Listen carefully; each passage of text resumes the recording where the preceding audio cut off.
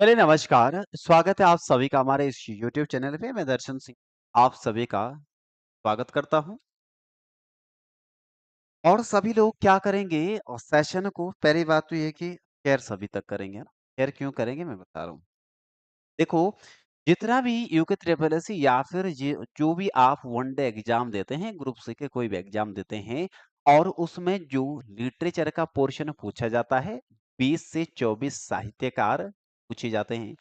उन सभी को मैं एक वीडियो में कवर कराऊंगा, जिनमें किसी भी कवि को लेकर जो फैक्ट आज तक पूछे गए हैं, उन सभी को कवर कराऊंगा।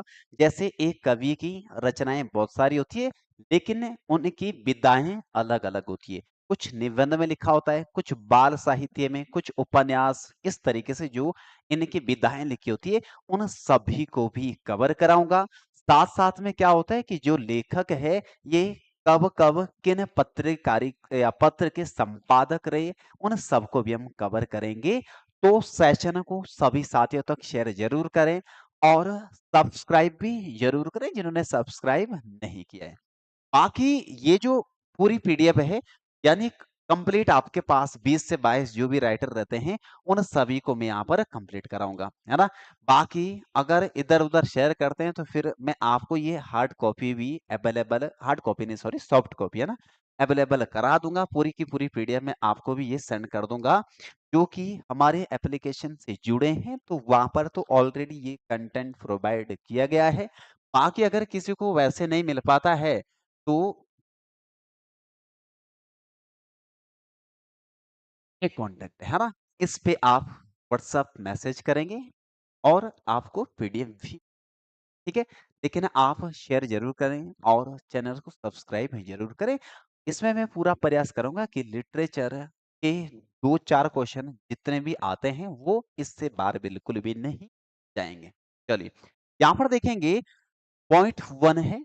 देखिए पॉइंट वन, महादेवी वर्मा। अब यहाँ पर मैं जो मेन मेन है वो मैं अंडरलाइन करते जाऊंगा, और जब आपके पास भी सॉफ्ट कॉपी आ जाती है तो चाहे आप प्रिंट करा लें, जो आपकी मर्जी, आप जैसे पढ़ें। लेकिन आप सेलेक्टिव पॉइंट उसमें पढ़ेंगे, इसमें बहुत कुछ चीजें डिटेल में आपको मिलेगी।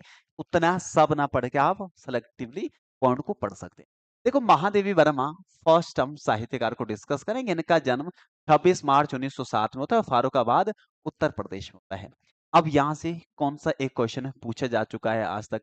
जैसा आप जानते हैं, जो अभी रिसेंटली का एक एग्जाम हुआ था, मेरे ख्याल से या तो ड्राफ्ट मैन का हुआ था, हाँ ड्राफ्ट मैन, उसमें हिंदी का पोर्शन भी दिया गया था। ड्राफ्ट मैन का ही था शायद, है ना? जिसमें क्वेश्चन पूछे गए थे कि जो साहित्यकार का घटता और बढ़ता क्रम, है ना, ड्राफ्ट मैन हो सकता, कोई और भी हो सकता, तो चेकआउट कर लेना। लेकिन प्रीवियस ईयर में ऐसा यूके ट्रिपल क्वेश्चन पूछा था, टेक्निकल में भी हिंदी का जहाँ पोर्शन, है ना, जिसमें पाहुणा करके एक शब्द भी पूछा गया था कि जौन साल में मेहमान को क्या बोला जाता है, उसमें क्वेश्चन दिए गए थे। और साहित्यकार जो है, इनका घटता और बढ़ता क्रम पूछा गया था, किसके आधार पर? जन्म के आधार पर। इसका मतलब जन्म भी इम्पोर्टेंट है। और आप जब पढ़ते हैं तो इतना जरूर देखेंगे कि 1907 में इनका जन्म हो रहा है ना, महादेव वर्मा का। तो आपसे अगर पूछा जाए कि सदी कौन सी है, तो आंसर क्या करेंगे? सदी हो जाएगी 20वीं, है ना। 20वीं सदी में इनका जन्म होता है। 1907 मतलब 20वीं सदी, क्योंकि 1900 कंप्लीट है, 20वीं चल रही है, ठीक है। बाकी अगर मृत्यु की बात की जाए तो 11 सितंबर 1987 में प्रयागराज में इनकी मृत्यु होती है। और जो पुरस्कार है, पुरस्कार अति महत्वपूर्ण पॉइंट हो जाएंगे याद रखने के लिए भी और एग्जाम के लिए भी। 1942 में द्विवेदी पदक इनको दिया जाता है और 1956 में पद्म भूषण इनको दिया जाता है। 1977 में डीलिट की उपाधि कुमाऊं विश्वविद्यालय के द्वारा दी गई है।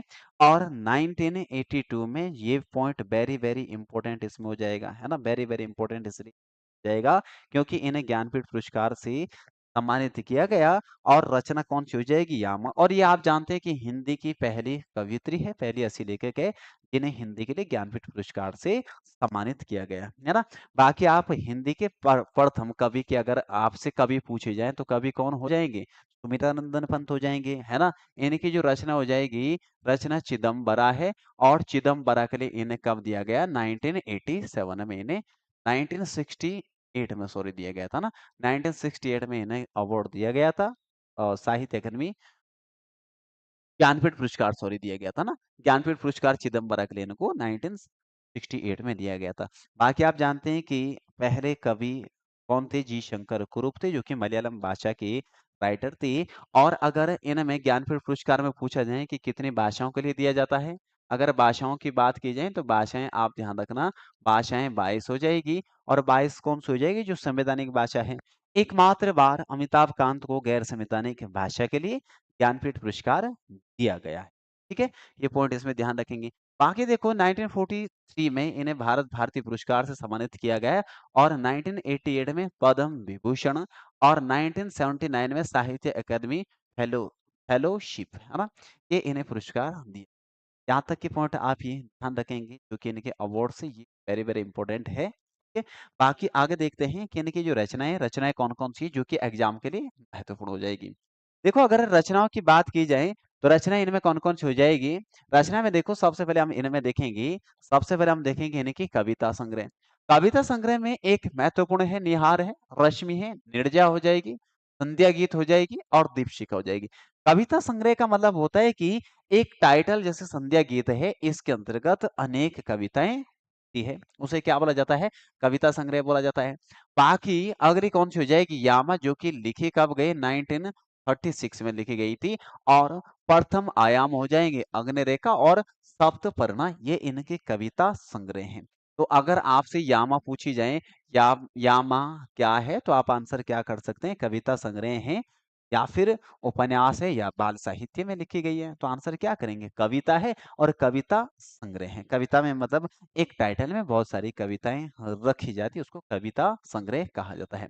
अगला देखो, इनमें एक कविता ये हो जाएगी जैसे मधुर मधुर मेरे दीपक जल, ये भी इनकी क्या हो जाएगी? कविता हो जाएगी। और बाल कविता का मतलब क्या हो जाएगा?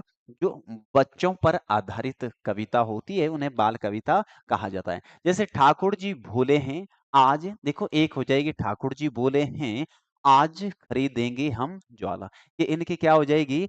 बाल कविताएं हो जाएगी। अगला देखो, अगले में देखो जैसे यहाँ पर अगली हो जाएगी रेखा चित्र या फिर संस्मरण। संस्मरण का अर्थ पूछा जाए तो क्या होता है? संस्मरण का अर्थ होता है यादें, है ना? जो यादें लिखी गई होती है उन्हें संस्मरण कहा जाता है। को क्या बोला जाता है? संस्मरण कहा जाता है। अतीत के चलचित्र हो जाएगा, स्मृति की रेखाएं भक्तिन होगी, पथ के साथी मेरा परिवार और नीलकंठ है, स्मारिकाएं ये क्या हो जाएगी? इनके स्मरण होंगे, रेखा चित्र है। और बाकी अगर बात की जाए निबंध की, तो निबंध कौन कौन से हो जाएंगे? श्रृंखला की कड़ियां होगी और आपदा, भारतीय भारतीय संस्कृति के स्वर हो जाएंगे, विवेचनात्मक, संकल्पिता और साहित्य की आस्था, ये इनके क्या होंगे? निबंध होंगे। अब देखो ललित निबंध, ललित निबंध अगर पूछे जाए तो ललित निबंध है चिंतन के क्षण होंगे, संगीनी और क्षणदा है। और कहानी कौन सी हो जाएगी? किल्ली हो जाएगी। बाकी गीत ध्यान रखने की कोई जरूरत नहीं है। आपको अन्य पॉइंट क्या ध्यान रखेंगे? यहाँ पर देखेंगे, यहाँ पर दिए गए मुख्य तथ्य। देखो मुख्य तथ्य वेरी वेरी इंपॉर्टेंट है किसी भी साहित्यकार के पढ़ने। छायावाद के 4 स्तंभ में से एक इन्हें माना जाता है। इन्हें, जो महादेवी वर्मा, इन्हें छायावाद के 4 स्तंभ में से एक कवि माना जाता है। और आपसे पूछा जाएगा कि जो छायावाद के 4 स्तंभ कवि है, छायावाद के 4 स्तंभ कवि वो कौन-कौन है? एक कौन है? एक है महादेवी वर्मा, महादेवी वर्मा है। और दूसरे कौन हो जाएंगे? निराला जी होंगे, निराला जी होंगी। तीसरे कौन है? सुमित्रा नंदन, सुमित्रा नंदन है, नंदन पंत जी हो जाएंगे, है ना? सुमित्रा नंदन पंत हो जाएंगे। और अगर आपसे और पूछे जाए तो कौन हो जाएंगे? प्रसाद जी, है ना? जयशंकर प्रसाद। एक जो चौथे हो जाएंगे वो कौन हो जाएंगे? वो होंगे जयशंकर, जयशंकर प्रसाद जी, है ना? प्रसाद। अब देखो इन पॉइंट पे ये क्वेश्चन पूछ दिया जाता है कि निम्नलिखित में से छायावाद के 4 स्तंभ कवि इनमें से कौन नहीं है? इसलिए आपको ध्यान रखना है महादेव वर्मा, है ना? यहाँ पर निराला जी हो जाएंगे, सूर्यकांत त्रिपाठी निराला है, सुमित्रा नंदन पंत है और जयशंकर प्रसाद जी हो जाएंगे। तो ये पॉइंट आप इसमें क्लियर करेंगे। अगला देखो, चांद नामक महिला पत्रिका का इनके द्वारा संपादन किया और आधुनिक युग की मीरा के नाम से इन्हें जाना जाता है। किनको जाना जाता है? महादेवी वर्मा जी को आधुनिक युग की मीरा। वास्तविक मीरा तो आपको पता ही है, मीरा भाई, है ना? अगला देखेंगे यहाँ पर कवि निराला ने इन्हें हिंदी के विशाल मंदिर की सरस्वती की संज्ञा दी। किसके द्वारा दी गई थी? कवि निराला यानी सूर्यकांत त्रिपाठी निराला जी के द्वारा कहा गया कि जो महादेवी वर्मा हिंदी के विशाल मंदिर की सरस्वती है। और 1952 में यह उत्तर प्रदेश विधानसभा परिषद में मनोनीत सदस्य हुई और निहार इनका क्या हो जाएगा? प्रथम महाकाव्य। तो यहाँ तक के पॉइंट आप जो मैं अंडरलाइन कर रहा हूँ, ये आप एज इट इज ऐसे ही क्या करेंगे? नोट करेंगे। बाकी इनमें जो इनके इनको देखो, इनको वेदना की कवयित्री भी इनको कहा जाता है। वेदना की कवयित्री भी इनको कहा जाता है ना? और इनको क्या बोला जाता है? इनको बोला जाता है विरह की कवयित्री। विरह की कवयित्री भी इनको कहा जाता है। ये इनके क्या हो जाएंगे? उपनाम हो जाएंगे, है ना? तो ये इनके क्या हो जाएंगी? ये हो जाएंगी उपनाम। इनके क्या हो जाएंगी? उपनाम होंगे, क्योंकि किसी भी साहित्यकार के क्या पूछे जाते हैं? उपनाम पूछे जाते हैं। बाकी इनको क्या बोला जाता है? इनको बोला जाता है पीड़ा की कवयित्री, इनको कहा जाता है पीड़ा की कवयित्री। और इनको बोला जाता है रहस्यवादी की कवयित्री।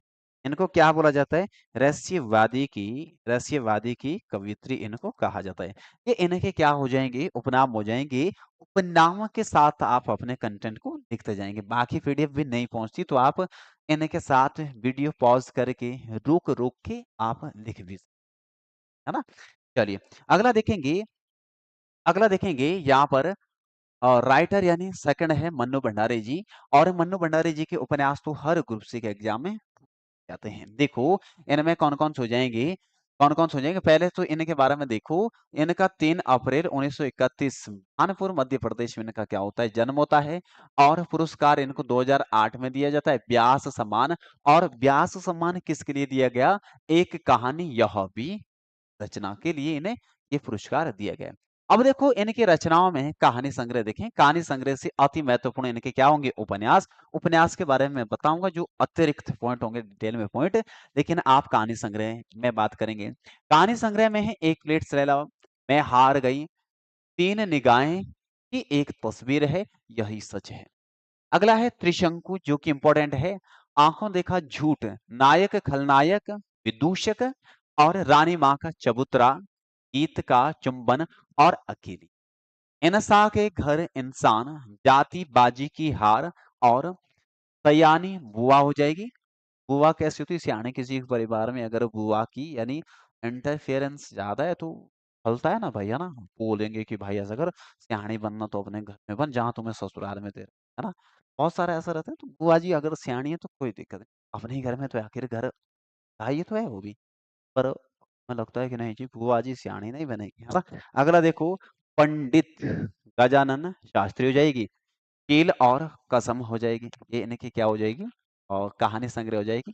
बाकी इनके इनमें देखेंगे अति महत्वपूर्ण इनके क्या हो जाएंगे? उपन्यास हो जाएंगे। उपन्यास जो कि बार बार पूछे गए, अभी रिसेंट एग्जाम में भी जो कनिष्ठ का एग्जाम हुआ था उसमें भी पूछे गए थे। आपका बंटी है महत्वपूर्ण है, महाभोज है और स्वामी है, एक इंच मुस्कान है और कलवा है। इनमें जो आपका बंटी है, अगर मैं इसके बारे में बात करूं, कौन सा आपका बंटी? तो आपका बंटी का अगर विषय पूछा जाए कि किस विषय पर यह आधारित है, तो आप आंसर क्या करेंगे? आंसर हो जाएगा तलाकशुदा पति पत्नी। तलाकशुदा पति पत्नी, है ना? तलाकशुदा पति पत्नी पर ये आधारित है। पति पत्नी पर पति पत्नी पर आधारित है। क्योंकि इनमें इस कहानी में केंद्र किसको माना है? केंद्र बंटी को माना है। और एक तरीके से इस बात को उजागर किया गया है कि अगर किसी पति पत्नी की तलाक चल रही होती, क्योंकि इंडिया में तो पता ही तलाक भी 4-5 साल खींच, है ना? तो जब तलाक चल रही होती है तो जो बीच में बच्चे बेवजह पीसते हैं, है ना? यही कि भाई बच्चा मेरे पास रहेगा, मेरे साथ रहेगा, मेरे साथ में कोर्ट कचहरी में उनके बच्चों का नियोजित जीवन भी घसीटा जाता है। तो एक तरीके से केंद्र किसको माना गया है? बंटी। बंटी इनका बेटा है और पति पत्नी जिनके की तलाक हो रही है, तलाक हो चुकी है, उस पर आधारित ये उपन्यास हो जाएगा, है ना? बाकी इस पे जो आपका बंटी में इतना ध्यान रखना है कि ये हिंदी का कालजयी उपन्यास इसको माना जाता है। इसको क्या माना जाता है? कालजयी उपन्यास इनको माना जाता है। हिंदी का कालजयी उपन्यास इसे कहा जाता है। कालजयी का अर्थ हो जाएगा जो पाठकों के लिए ऑल टाइम यानी पूरे समय में प्रिय रहा हो पढ़ने के लिए, उसे कालजयी कहा जाता है ना? बाकी महाबोझ है स्वामी एक इंच मुस्कान। एक इंच मुस्कान आधारित है जो आधुनिक युग की दुखांत प्रेम कथा है, उस पर ये उपन्यास आधारित है। मतलब जो आधुनिक युग है ना, जो आज का युग है, इनकी जो प्रेम कथा है, प्रेम कहानी की, वो बड़ी दुखांत है, बड़ी दुख भरी है। और बड़ी दुख भरी है तो फिर अगर वो अपने जीवन में 1 इंच यानी ऊँट 1 इंच बराबर भी फैल जाएँ तो ऐसा लगता है जैसे कि के लिए, है ना? तो ये इनकी क्या हो जाएगी, इनके उपन्यास हो जाएँगे। अगली इनकी फ़िल्म पटकथाएँ हो जाएँगी, रजनीगंधा है ना? और निर्मला है, स्वामी दर्पण हो जाएगी। नाटक कौन-सी हो जाएगी, बिना दीवार का घर और रजनी दर्पण हो जाएँगी। आत्मकथा इनकी कौन-कौन सी हो जाएगी, एक कहानी यह भी, है ना? और प्रौढ़ शिक्षा के लिए और सवा सेर गेहूँ। एक कहानी यह भी के लिए इनको क्या दिया गया था, व्यास सम्मान इन्हें दिया गया था। ये पॉइंट आप इनमें चलिए, अगला देखेंगे इनमें जो मुख्य तथ्य हैं किनके, महादेव वर्मा जी के। मुख्य तथ्य में देखेंगे महाभोज, जिसका अब देखो महाभोज क्या है, उपन्यास है। यहाँ पर अभी हम देख ही रहे थे, जो महाभोज है ये उपन्यास है। इसका विषय क्या होगा, नौकरशाही और राजनीतिक में व्यापक भ्रष्टाचार। पात्र इनके क्या हो जाएंगे, दासाब हो जाएंगे, पात्र दासाब हो जाएंगे। और रजनीगंधा के पात्र क्या हो जाएंगे, लीला, अमित, रजनी, यही, है ना? और यही सच पर ये आधारित हो जाए। 1 इंच मुस्कान है, विषय क्या होगा, आधुनिक लोगों की दुखांत प्रेम कथा, प्रौढ़ शिक्षा के लिए रचना यानी प्रेमचंद का रूपांतरण इसे माना जाता है। अकेली कहानी यानी पात्र सोमा बुआ हो जाएंगे। अकेली कहानी के पात्र कौन होंगे, सोमा बुआ। तो आपको क्या ध्यान रखना है, उपन्यास इनके इंपॉर्टेंट है और मुख्य तथ्य में विषय क्या क्या है, ये पॉइंट इनमें अक्सर पूछे जाते हैं। अगला देखो यहाँ पर पीताम्बर दत्त बड़तवाल। पीताम्बर दत्त बड़तवाल में देखेंगे, इनका जो जन्म है, जन्म इनका होता है 23 सितंबर, इनका दिसंबर सॉरी, है ना, 23 दिसंबर 1901 में होता है। पालीगांव लंसडाउन पौड़ी में होता है। बाकी अगर सदी की बात करें तो इनकी ये भी 20वीं सदी के, ऑलमोस्ट 20वीं सदी के हैं। जो 19वीं सदी के हैं, उनका जन्म 1800 से स्टार्ट होगा, 1840, 1842, 1899, जो भी कुछ ऐसा होगा। लेकिन ये 20वीं सदी में ये भी जन्मे हैं। और इनकी मृत्यु होती है 24 जुलाई 1944 में। अब देखो इनकी रचनाएं कौन-कौन सी हो जाएगी। रामानंद की हिंदी रचनाएं, गोरखवाणी है, सूरदास की जीवनी, ये वेरी वेरी इंपॉर्टेंट है, इनको आप अंडरलाइन करेंगे। मकरंद है, कनेरी पाँव है, गंगाबाई है। और हिंदी साहित्य में उपासना का स्वरूप और कवि केशवदास है, योग प्रभा, प्राणायाम, विज्ञान और कला, ध्यान से आत्म चिकित्सा, और कबीर की साखी और सर्वांगी, हरिदास की साकी, रैदास की साकी, भक्त हरि भक्त प्रकाश और सेवा दमन होगी। और गद्य सौरभ, नेपाली साहित्य का इतिहास, है ना? ये इनमें ध्यान रखेंगे। 2-3 पॉइंट इसमें सिमिलर है, कबीर की दासी, रैदास की साखी, है ना? यहाँ पर देखो जैसे यहाँ पर क्या हो जाएगी, कबीर की साखी और सर्वांगी, हरिदास की साहकी, रैदास की साखी, 3-4 रचनाएं इनकी साखी साखी से संबंधित है, किनकी, पीताम्बर दत्त बड़तवाल जी की। देखेंगे इनमें मुख्य तथ्य इंपॉर्टेंट फैक्ट इनके कौन कौन से हो जाएंगे। 1940 में तिरुपति में प्राची विश्व विद्या सम्मेलन की हिंदी शाखा की इनके द्वारा अध्यक्षता की गई थी। तिरुपति में इन्होंने जो हिंदी शाखा की, आपके पास क्या बनता है, हिंदी शाखा का जो सम्मेलन होता है उनके ये अध्यक्ष रहते हैं। हिंदी में डीलिट की उपाधि पाने वाले पहले शोध विद्यार्थी 1933 में मिली इनको काशी विश्वविद्यालय। एक तरीके से अगर दूसरे लाइन में बोले तो डॉक्टरेट की उपाधि पाने वाले हिंदी के पहले साहित्यकार है ये। ठीक है, इसलिए वेरी वेरी इंपॉर्टेंट ये पॉइंट बन जाता है। काव्य में ये निर्गुणवाद के लिए, है ना? और किसके लिए मिलती है, काव्य में मिलती है इनको निर्गुणवाद के लिए। ये पॉइंट भी ध्यान रखना है कि जो इनको डॉक्टरेट की उपाधि दी गई है, किसके लिए मिलती है, काव्य के लिए दी गई है। और काव्य कौन सा, निर्गुण या सगुण, ऐसे करके पॉइंट ऑप्शन उसमें रहते हैं, तो निर्गुण के लिए इनको दी जाती है। ठीक है, चलिए निर्गुण जिसको किन्होंने, जिस पे कि उन्होंने उनको लिखा कब था, 1931 में। अगला देखेंगे, बाल्यकाल में अंबर नाम से कविताएं लिखते थे। कौन लिखते थे अंबर नाम से कविताएं, पीताम्बर दत्त बड़तवाल जी लिखते थे। और हिलमैन नामक अंग्रेजी मासिक पत्रिका का इनके द्वारा संपादन किया था। हिलमैन नामक मासिक पत्रिका का इनके द्वारा, अब मासिक है, साप्ताहिक है, दैनिक है, ये पॉइंट भी ध्यान रखना। तो ये जो पत्र है वो कैसा हो जाएगा, मासिक हो जाएगा, कौन सा, हिलमैन। और ये कौन से भाषा का है, अंग्रेजी का हो जाएगा। इनका इनके द्वारा संपादन किया। और ये कहाँ पर करते थे, लैंसडाउन यानी पौड़ी में। अगला देखो, अगला देखेंगे इनमें, अगला देखेंगे हिलमैन के बाद, अगला देखो यहाँ पर कबीर ग्रंथावली व रामचंद्रिका के भी ये संपादक रहे। कबीर ग्रंथावली और रामचंद्रिका के भी संपादक रहे। पुरुषार्थ का संपादन भी इनके द्वारा किया गया। मनोरंजनी नामक हस्तलिखित पत्रिका श्रीनगर से ये निकालते थे। तो ये मनोरंजनी ये भी पत्र है। पुरुषार्थ हो जाएगा, कबीर ग्रंथावली, रामचंद्रिका, हिलमेल, ये सारे पत्र हो जाएंगी। और गोस्वामी तुलसीदास वो रूपक रहस्य के सह लेखक रहे, है ना। गोस्वामी तुलसीदास के साथ रूपक व रहस्य के सह लेखक थे, क्योंकि आपके पास गोस्वामी तुलसीदास को क्या बोला जाता है, रूपक अलंकार का जनक इन्हें कहा जाता है। और मकरंद का संकलन डॉक्टर भगीरथ मिश्र ने किया था। बाकी चीजें नहीं ध्यान रखनी है। यहाँ तक के पत्रकारिता है, 2-4 पत्रकारिता ये इंपॉर्टेंट है। इन पत्रकारिता इन पत्रों को आप क्या करेंगे, अच्छे से पढ़ेंगे। अगला देखो, अगला हो जाएगी मंगलेश डबराल जी। ना डबराल जी के बारे में देखो, इनका जो जन्म होता है, इनका जन्म होता है 16 मई 1948 में होता है, काफल पानी टेरी गढ़वाल में इनका जन्म होता है। मृत्यु 9 दिसंबर 2020 में इनकी में होती है। और जो पुरस्कार है सन 2000 में साहित्य अकादमी हम जो देखते हैं के लिए इन्हें दिया जाता है।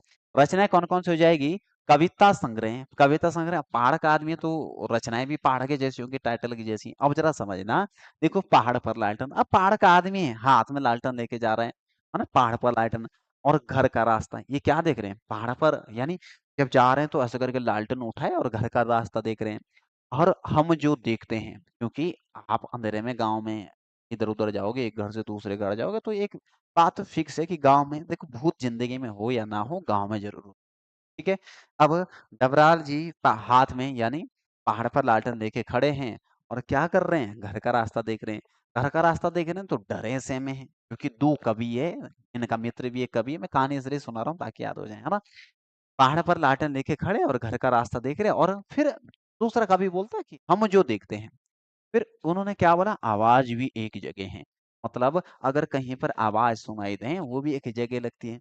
मुझे दिखा एक मनुष्य, है ना। अब आदमी पहले ही डरा से मैं लालटेन लेके घर की तरफ जा रहा है, तो मुझे दिखा एक मनुष्य। और ऐसा किसने बोला, साथ वाला जो कवि है, कवि ने कहा। और फिर दूसरे ने क्या बोला, अत्याचारियों की दुकान है ये, और अत्याचारी के प्राण है। ठीक है, इस तरीके से आप इनको याद करेंगे। और कविता इनकी कौन कौन सी हो जाएगी, संगतकार है, और तानाशाह है, पिता का चश्मा वेरी वेरी इंपॉर्टेंट है, पहाड़ से मैदान, और समय नहीं है, गुलामी अंतराल इंपॉर्टेंट हो जाएगी, कैशव अनुरागी, पत्तों की मृत्यु हो जाएगी, बच्चों के लिए एक चिट्ठी, और घर शांत है, खोई हुई चीज, और गुम जुदा इनकी हो जाएगी अगली कविता। और चांद की कविता हो जाएगी बारिश, और मैं चाहता हूँ। हथियारों का घोषणा पर सोते जागते सुबह की नींद, टॉर्च और मोबाइल। टॉर्च मोबाइल अलग अलग रचनाएं जो कि कहने की हो जाएगी मंगलेश डबराल की। और एक कौन सी हो जाएगी, सुबह की नींद, है ना। सुबह की तुम्हारी भी तो सबकी नींद ऐसी होती है, माना 6 बजे किसी की नींद खुल जाती है, टाइम देखते हैं वो 5 मिनट, 5 मिनट का कब का 7 बजे कुछ पता नहीं, है ना। तो ये सुबह की नींद पर लिखते हैं कि सुबह की नींद भी अति। अगला देखेंगे, यात्रा वृत्तांत, या फिर एक दो पॉइंट इनके और है। यात्रा वृत्तांत का मतलब क्या हो जाएगा, उस दौर में जब कोई भी कभी कहीं यात्रा में जाते थे तो ये अपनी यात्रा का विवरण वो लिखते थे। आज के जमाने में वो किसने ले रखी है, आज की जगह ब्लॉगर्स जा रहे हैं तो यात्रा वृत्तांत इनके कौन कौन से हो जाएगी, एक बार आवो आयु वाह। ठीक है। और गद्य संग्रह, लेखक की रोटी हो जाएगी, कविता कवि का अकेलापन। क्षणिकाएं, क्षणिकाएं का मतलब क्या हो जाएगा, ऐसी कोई भी ख्याल है जो मेरे दिमाग में है और तुरंत लिख दिया ना, जो क्षण भर उपजी कोई चीजें है उसको एकदम लिख देना, क्या बोला जाता है, क्षणिकाएं। क्षणिकाओं में क्या होगा, नए युग के शत्रु, आदिवासी, परछाई, घटती हुई ऑक्सीजन, और नुकीली चीजें, और प्रतिकार, ठगे जाने में संतोष। ना अगली कौन सी हो जाएगी, क्षणिका इनकी, ठगे जाने में भी तो कि अपना ही संतोष, सामने वाला मुझे ठगना चाह रहा तो मैं ठग गए, है ना। जैसे बोलते हैं ना कि मैं तुम्हें उकसा रहा हूँ पर तुम उकसावे में ना आओ, तो कोई उकसा रहा है, उकसावे में आ जाओ उसका भी अपना। यहाँ पर क्या है, कोई ठगना चाह रहा है और तुम ठग गए, उसका भी क्या, ये क्षणिकाएं, क्षणिकाएं मतलब ठग, ये सब चीजें तो क्षण भर में होगी ना। आप जा रहे हैं और क्षण भर में आपके दिमाग में ख्याल है कि ये ऐसा होता है, ये ऐसा होता है, क्या बोला जाता है। चलिए, अगला देखो, गौरापंत शिवानी। अगले जो यहाँ पर राइटर है, कौन है, गौरापंत शिवानी। इनका जन्म कब होता है, इनका होता है 17 अक्टूबर 1900, राजकोट गुजरात में होता है। और मृत्यु 21 मार्च 2003 होती है। पुरस्कार 1982 पद्मश्री मिलता है, 97 में हिंदी सेवा निधि राष्ट्रीय पुरस्कार इनको दिया गया है और इनकी जो रचनाएँ हैं, रचनाएँ कौन-कौन सी हो जाएगी? रचनाओं में पहले उपन्यास देखेंगे, कृष्णकली है, कालिंदी, अतिथि, पूतों वाली, कल खुसरो घर अपने, शमशान चंपा, मायापुरी और कैज़ा, गेंदा, भैरवी और स्वयं सिद्धा, विषकन्या वेरी वेरी इंपॉर्टेंट है, रति मिलाप। रति मिलाप का मतलब रति का मतलब थोड़ा नहीं होता भाई, है ना? रति का मतलब होता है प्रेम, प्रेम मिलाप, ठीक है? आकाश 14 फेरे, 14 फेरे, है ना? कहानी इसके पीछे बहुत लंबी, 14 फेरे, करिए क्षमा और फिर स्वयंवरा, 2 सखियाँ हो जाएगी और एक थी रामरती और कस्तूरी मृग, अपराजिता और अपराधिन और तुरंगमा। वेरी वेरी इंपॉर्टेंट इनकी क्या हो जाएगी ये? इनके उपन्यास हो जाएगी, पूरा अगले कहानी संग्रह कौन सी हो जाएगी? कहानी हो जाएगी झरोखा होगा, मृणमाल की हंसी की गई है, मृणमाल की हंसी, लाल हवेली और पिटी हुई गोद, ये आपको पढ़ना है। संस्मरण मैंने आपको बोला था, संस्मरण का मतलब क्या होगा? यादें होता है और संस्मरण क्या हो जाएगा? आमोद और शांति निकेतन और स्मृति कलश हो जाएगी और वातायन है और जालक है और अरुंधति है। धारावाहिक, धारावाहिक मतलब क्या होता है? धारावाहिक एक तरीके से वो विधा होती है कि जब आपने बहुत लंबी कोई रचना, कहानी, उपन्यास लिखा है और उसे पार्ट-पार्ट में पब्लिश करा है, उसे धारावाहिक कहा जाता है ना? उस समय या फिर रेडियो में मान के चलो पब्लिश कर दिया, तो रेडियो में आधा पार्ट आज करा और आधा पार्ट फिर बाद में क्या बोला जाता है? धारावाहिक बोला जाता है। तुरंगमा या रति मिलाप, मेरा बेटा ये सब क्या है? धारावाहिक विधा में इसे लिखा गया है। यात्रा विवरण इनके कौन से हो जाएंगी? चरैवेति और यात्रिक और आत्मकथा। अगर इनमें अगर इनमें आत्मकथा की बात की जाए कि इनमें जो आत्मकथा है, आत्मकथा इनकी कौन-कौन सी हो जाएगी? आत्मकथा आत्मकथा तो आपको पता ही होगा, जीवनी और आत्मकथा 2 होते हैं। आत्मकथा होती है जो स्वयं के द्वारा लिखी होती है अपने ऊपर। जैसे हम अभी जीवित तो हम अपने ऊपर खुद से लिख सकते हैं और जीवनी जब हमारा टिकट कट गया ना, तब कोई दूसरा लिखेगा। क्या बोला जाता है? जीवनी। आत्मकथा है, सुनाऊँ तात यह अमर कहानी, है ना? तात का मतलब क्या होता है? ताऊ होता है और ये इनकी अंतिम रचनाएँ हैं। उसके बाद ठीक है, ये इनकी क्या हो जाएगी? इनकी हो जाएगी आत्मकथा। अगला देखेंगे मुख्य तथ्य देखेंगे यहाँ पर। मुख्य तथ्य, त्योनी की पहली रचना 12 वर्ष की उम्र में अल्मोड़ा से निकाली थी और नटखट बाल पत्रिका में छपी। अब आपको यही पॉइंट पूछा जाएगा कि जो गोरापंत शिवानी जी है, इनकी पहली रचना कितने वर्ष की उम्र प्रकाशित होती, क्या करेंगे? 12 वर्ष की उम्र प्रकाशित होती है और अल्मोड़ा स्थान है, नटखट अखबार या नटखट पत्रिका से प्रकाशित होती है। रविंद्रनाथ टैगोर जी शिवानी जी को गोरा कहकर पुकारते थे। तो आपसे पूछा जाएगा गौरापंत शिवानी को जो गौरा नाम है किस द्वारा दिया गया है? आंसर क्या करेंगे? रविंद्रनाथ टैगोर जी के द्वारा ये नाम दिया। ठीक है, चलिए अगला देखो। अगला देखेंगे, अगले साहित्यकार है मीराबाई। मीराबाई तो आपको पता ही है ना? मीराबाई में तो आपको पता ही, मेरे तो गिरधर गोपाल दूसरो ना कोई जाके सिर, है ना? जितना इनके बारे में पढ़ा उतना बाकी में बताया फिर हमें तो ऑप्शन ऑप्शन के अकॉर्डिंग प्रिपेयर करना है कंटेंट, बाकी कहाँ, है ना? इतिहास में इनका राजघराना पैदा होती है, राजघराने पैदा होती है, का पति मर जाता है, पति मर जाता है तो फिर क्या होता है? बोला जाता है कि समाज बहुत ज़्यादा ट्रोल करता है, आलोचनाएँ बहुत ज़्यादा करते हैं, है ना? अब सती भी क्यों?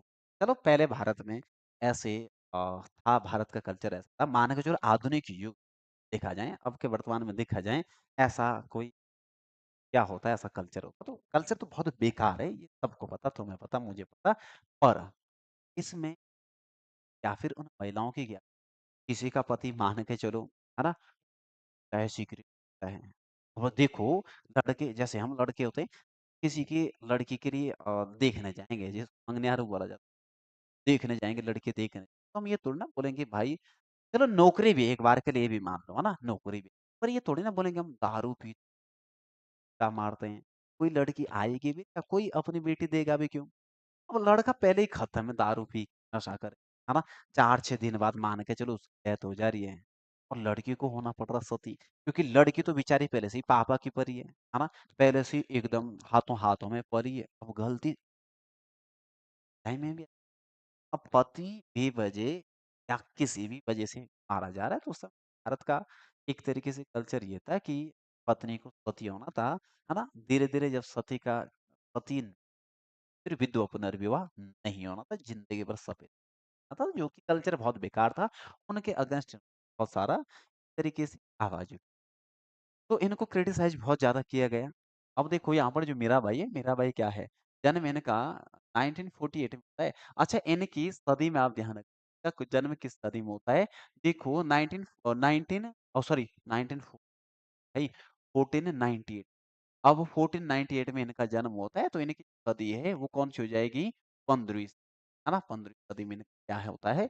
जन्म होता है 1498 बाकी कुड़की, इलापाली जो राजस्थान में इनका जन्म होता है।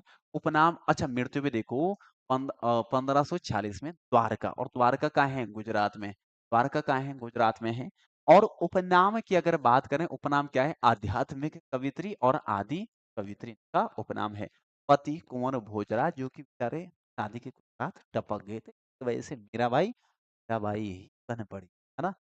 और इनमें एक पॉइंट और ध्यान रखना, गुरु बहुत पूछा जाता है क्योंकि गुरु को लेकर भी बोला जाता है कि इनके जो गुरु है कास्ट के यानी निम्न जाति के, उस वजह से बहुत ज्यादा करना पड़ता है। मेरा भाई राजघराना पहले की बहुत चीजें होती थी, जाति पात डिस्क्रिमिनेशन बहुत पहले बड़े लेवल पे, है ना?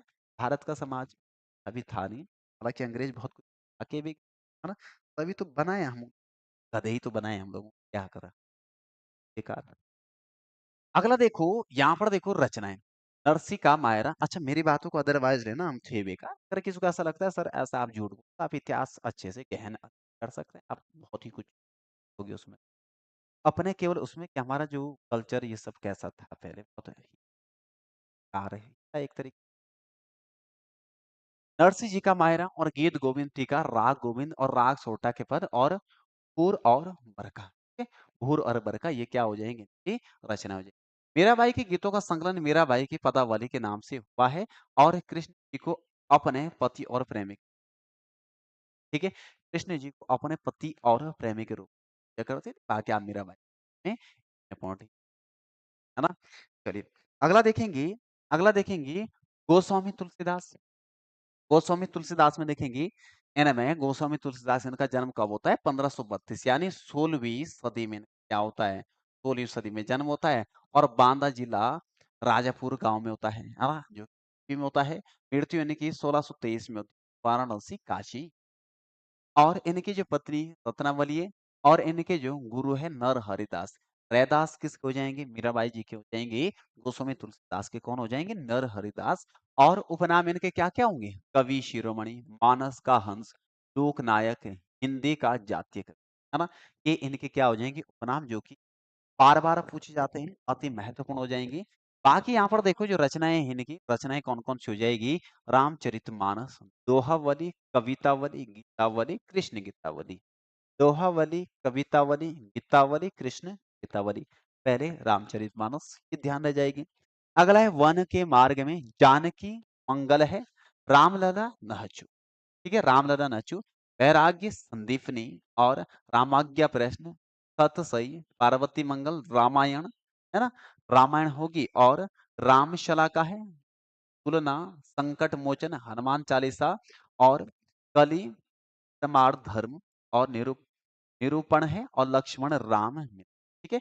अब देखो विनय पत्रिका इनकी क्या है? अंतिम रचना। मैं एक पॉइंट में अगर बोलूं तो अक्सर इनकी रामायण के जो किरदार है उन पर आधारित सुमित की रचनाएं है ना? इसमें कौन हो जाएगी? रामचरित। बाकी अगर यहाँ पर गोस्वामी की बात करें तो गोस्वामी का मतलब होता है गाय का स्वामी। गोस्वामी का मतलब होता है जो कि इंद्रियों पर पूर्णतः कंट्रोल पाता है, उन्हें गोस्वामी कहा जाता है। क्या तुम्हें पता ही होगी? चलिए अगला देखेंगे, यहाँ पर देखेंगे इनके जो मुख्य तथ्य इनके कौन कौन से हो जाएंगे? इंपॉर्टेंट फैक्ट इनके कौन कौन से हो जाएंगे?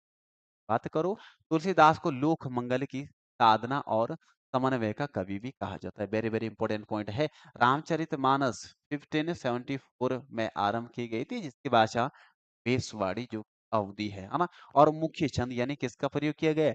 चौपाई का इनमें मुख्य रूप से प्रयोग किया गया। कवितावली जिसकी भाषा क्या हो जाएगी ब्रज भाषा है और छंद सवैया और कवित किया गया है। देखो सवैया कवित चौपाई ये सब पाठ है, छंद के टाइप है, छंद सिलेबस में नहीं ना, लेकिन वन यानी जो कवितावली है इसे इसमें विशेष रूप से छंद का प्रयोग हुआ ध्यान रखना है। और यहाँ पर जो कौन सी हो जाएगी रामचरितमानस है जिसके चौपाई छंद का प्रयोग है।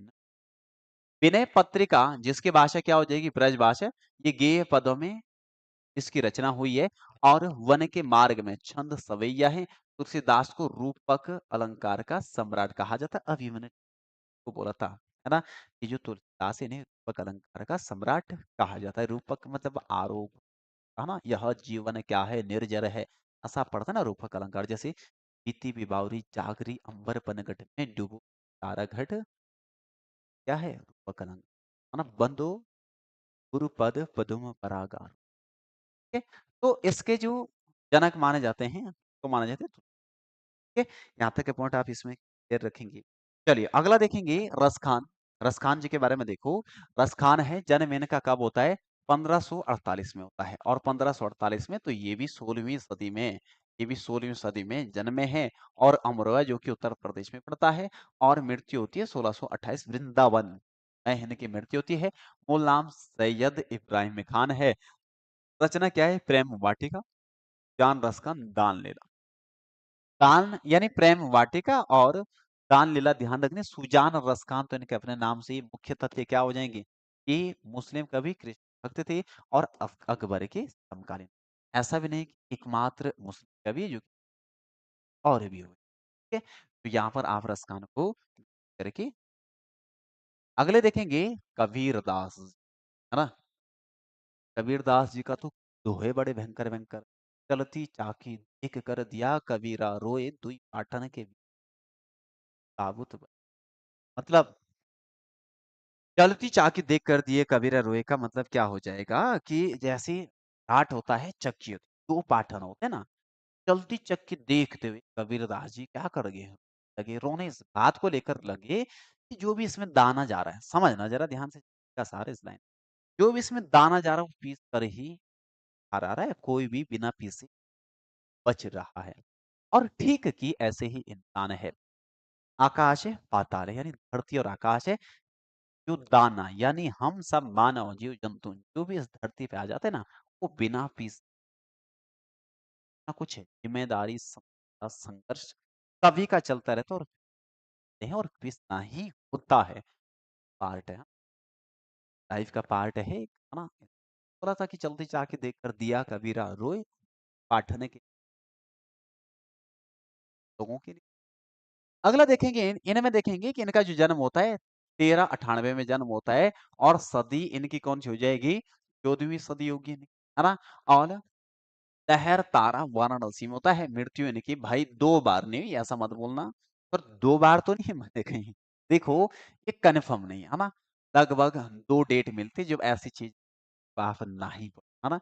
अब सर हमने उसका तो डेट ऑफ बर्थ का तो सुना था अलग-अलग है। जैसे हमारे सर डॉक्यूमेंट में अलग है, इंस्टाग्राम पे अलग है, फेसबुक पे अलग है, दोस्तों के पास हम अलग बोल देते हैं, है ना? ऐसे पापा पर ये ज़्यादा कर दिया, तो कितनी उम्र हुई? 17 साल। कब है? 2004 डॉक्यूमेंट्स में चेक करो सन, है ना? या 1998। ठीक है? जन्म का तो सर सुना भी था हमने कि अलग-अलग रहते हैं, है ना? लेकिन मरने का मैंने इसको क्रॉस कर दिया फिलहाल, लेकिन बता देने के बाद है पॉइंट। अगला देखेंगे गुरु इनके कौन है? रामानंद, है ना? नर हरिदास गोस्वामी तुलसीदास के हैं, रैदास मीराबाई के हैं, रामानंद कबीरदास जी के।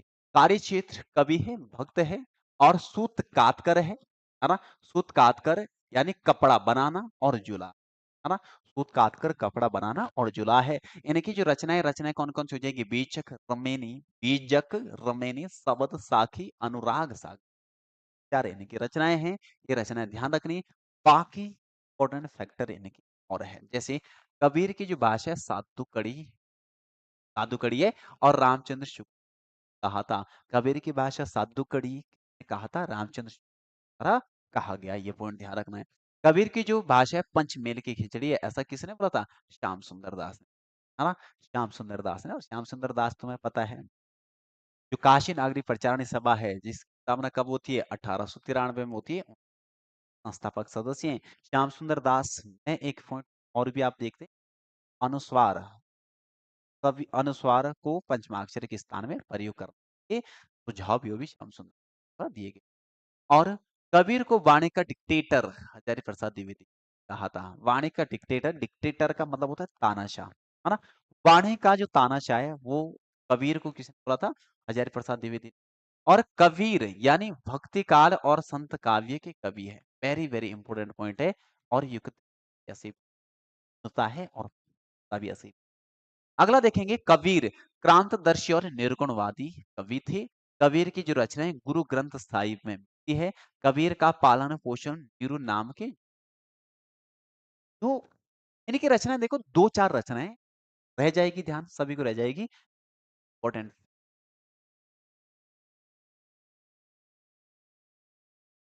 चलो अगला देखेंगे, दास। अगले देखेंगे सूरदास पे देखेंगे, इनका जन्म अब देखो यहाँ पर दो बार मिल रहे हैं, है ना? और जब ऐसी कंडीशन रहे तो आप कंफर्म कर लीजिए, जब वो दो बड़े ऑथर राइटर अलग अलग क्राइम दोनों ही, है ना? है ना? और रुनक लता आगरा में इनका जन्म होता है। मृत्यु भी दो बार होती है, बयाना परसोली, आप ना ही देख।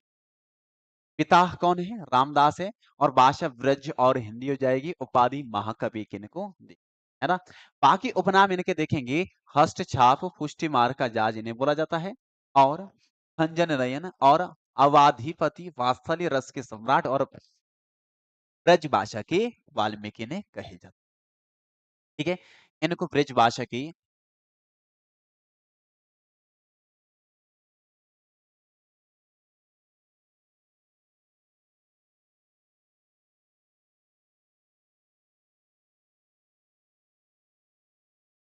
ब्रज भाषा की वाल्मीकि ने कहे जाते। ये पॉइंट आप इनमें। अब देखो इनकी जो रचनाएं रचनाएं कौन कौन सी हो जाएगी? सूर सागर है, सूर सारावली, साहित्य लहरी, उदो तुम हो अति बड़भागी, ब्रह्मर गीत है, और नल दमयंती है, ढालो, और दशमलव स्कंद है, स्कंद टीका, नागलीला, और भागवत है, गोवर्धन लीला, सूर पचीसी, और प्राण प्यासी। ये इनके क्या हो जाएंगी? रचनाएं हो जाएगी। मुख्य तथ्य कौन कौन से हो जाएंगी? सूरदास कृष्ण भक्ति काव्य के प्रतिनिधि और वात्सल्य रस, वास और वात्सल्य रस के कवि है। वेरी वेरी इंपॉर्टेंट है ना? जो सूरदास है, सूरदास कृष्ण भक्ति काव्य के प्रतिनिधि और वात्सल्य रस के कवि थे। और आईने अकबरी और उत कबुत तवारीख के अनुसार ये अकबर के दरबार में रहते, है ना? अकॉर्डिंग टू, यानी अकबर के दरबार में रहते, अकॉर्डिंग टू आईने अकबरी एंड उत कबुत तवारीख। कवि श्याम सुंदर दास ने कहा वे जनमंदा नहीं थे। सूरदास को राम सागर भी, सूरदास को राग सागर भी कहते हैं। और ब्रह्मर गीत इनका ये पॉइंट इनमें ध्यान। अगला देखेंगे,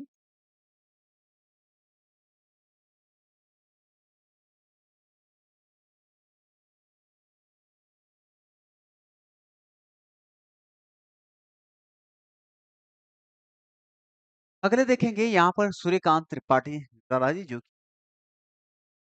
छायावाद की एक तरीके से चार स्तंभ में से माने जाते हैं। यहाँ पर देखेंगे, इन्हें में देखेंगे, जन्म इनका कब होता है? 21 फरवरी 1896 होता है, मेदिनीपुर बंगाल में इनका जन्म होता है। मृत्यु कब होती है? 15 अक्टूबर 1960 में प्रयागराज में, है ना? और उपाधि निराला है, महाप्राण क्रांतिवीर। और बचपन का नाम क्या है? बचपन का नाम इनका क्या हो जाएगा? श्री कुमार होगा। अब देखो इनकी रचनाएं कौन कौन सी हो जाएगी। रचनाओं में कविता संग्रह है, परिमल, अनामिका, गीतिका, कुकुरमुत्ता। कुकुरमुत्ता तब क्या है? कुत्ते ने पीछा। कुकुरमुत्ता होता है मशरूम, है ना? मशरूम होता सब्जी बना, क्या बनेगी? कुकुरमुत्ता कहा जाता है ना? अणिमा है, वेला, नए पत्ते, अर्चना, आराधना हो जाएगा। और तुलसीदास सबसे बड़ी कविता निकली, सरोज स्मृति, और बादल राग है, और अठ नहीं रही है, चुप, और विधवा हो जाएगी। ठीक है, ये इनकी क्या है? मैंने मैंने कविता हो जाएगी। उपन्यास कौन कौन सी हो जाएगी? अप्सरा, अलका, प्रभावती, निरुपमा, और कुली भाट, बिल्ले बिल्लेसुर है, बिलेसुर, बकरिया और चोटी की पकड़ और काले कारनामे हो जाएगी। काले कारनामे, चमेली, इंदुलेखा और उच्च श्रृंखल। उच्च श्रृंखलता का मतलब होता है जिसको रोकना कठिन है या निरंकुश होता है। उच्च श्रृंखलता उसे कहा जाता है। कहानी संग्रह है चतुरी, चमार, शुक्ल की बीवी, सखी, लिली, देवी, पद्मा, श्रीमती, गजानंद देवी। और निबंध संग्रह है प्रबंध परिचय और प्रबंध पद, प्रबंध प्रतिमा संग्रह, चाबुक और चयन। वेरी वेरी इंपॉर्टेंट चाबुक। यहाँ पर देखो आलोचना यानी क्रिटिसाइज। आलोचना कौन सी हो जाएगी? रविंद्र, रविंद्र कविता कानन और पंत और पल्लव। और अनुवाद ट्रांसलेशन क्या हो जाएंगे? आनंद मठ, कपाल, कुंडला और दुर्गेश और राज्यो। ठीक है? यानी कि क्या हो जाएंगे? अनुवाद। अगला देखेंगे यहाँ पर जो मुख्य तथ्य हैं, मुख्य तथ्य क्या क्या होंगे इनमें? जो मुख्य तथ्य इनमें क्या क्या हो जाएंगी? समन्वय 1922 में, मतवाला 1924 यानी सुधा का इनके द्वारा क्या किया गया? संपादक किया गया। और उत्साह इनके द्वारा लिखा एक क्या है? गीत है। कविता जूही की कली छंदों से मुक्त है, इसलिए निराला जी को मुक्तक छंद का प्रवर्तक माना जाता है। वेरी वेरी पॉइंट पर हो जाएंगे। कुछ छंद है, काव्य शास्त्र आप पढ़ते हैं जिनमें अलंकार है, रस है, छंद है। अलंकार तो आप फिर भी पढ़ते हैं, कविता की शोभा बढ़ाने के तत्व को माना जाता है।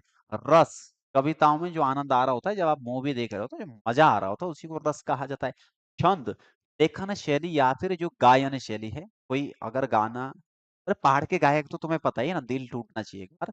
ब्रेकअप हो गया और सीधा स्टूडियो है ना, लिख देगा सिंगर डैश।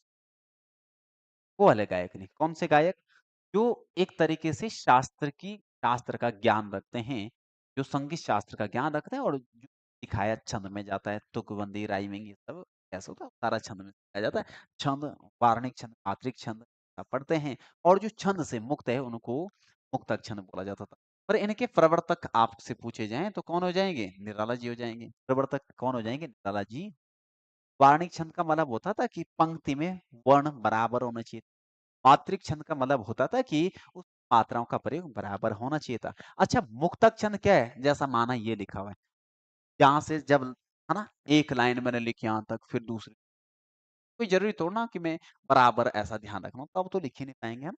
तो मुक्तक छंद के प्रवर्तक कवि कहा जाता है। ये पॉइंट आप यहाँ पर। अगले देखेंगे सरोज स्मृति कविता इनकी दिवंगत पुत्री सरोज पर आधारित है ना। और जो कि इनकी एक तरीके से दिवंगत पुत्री सरोज है।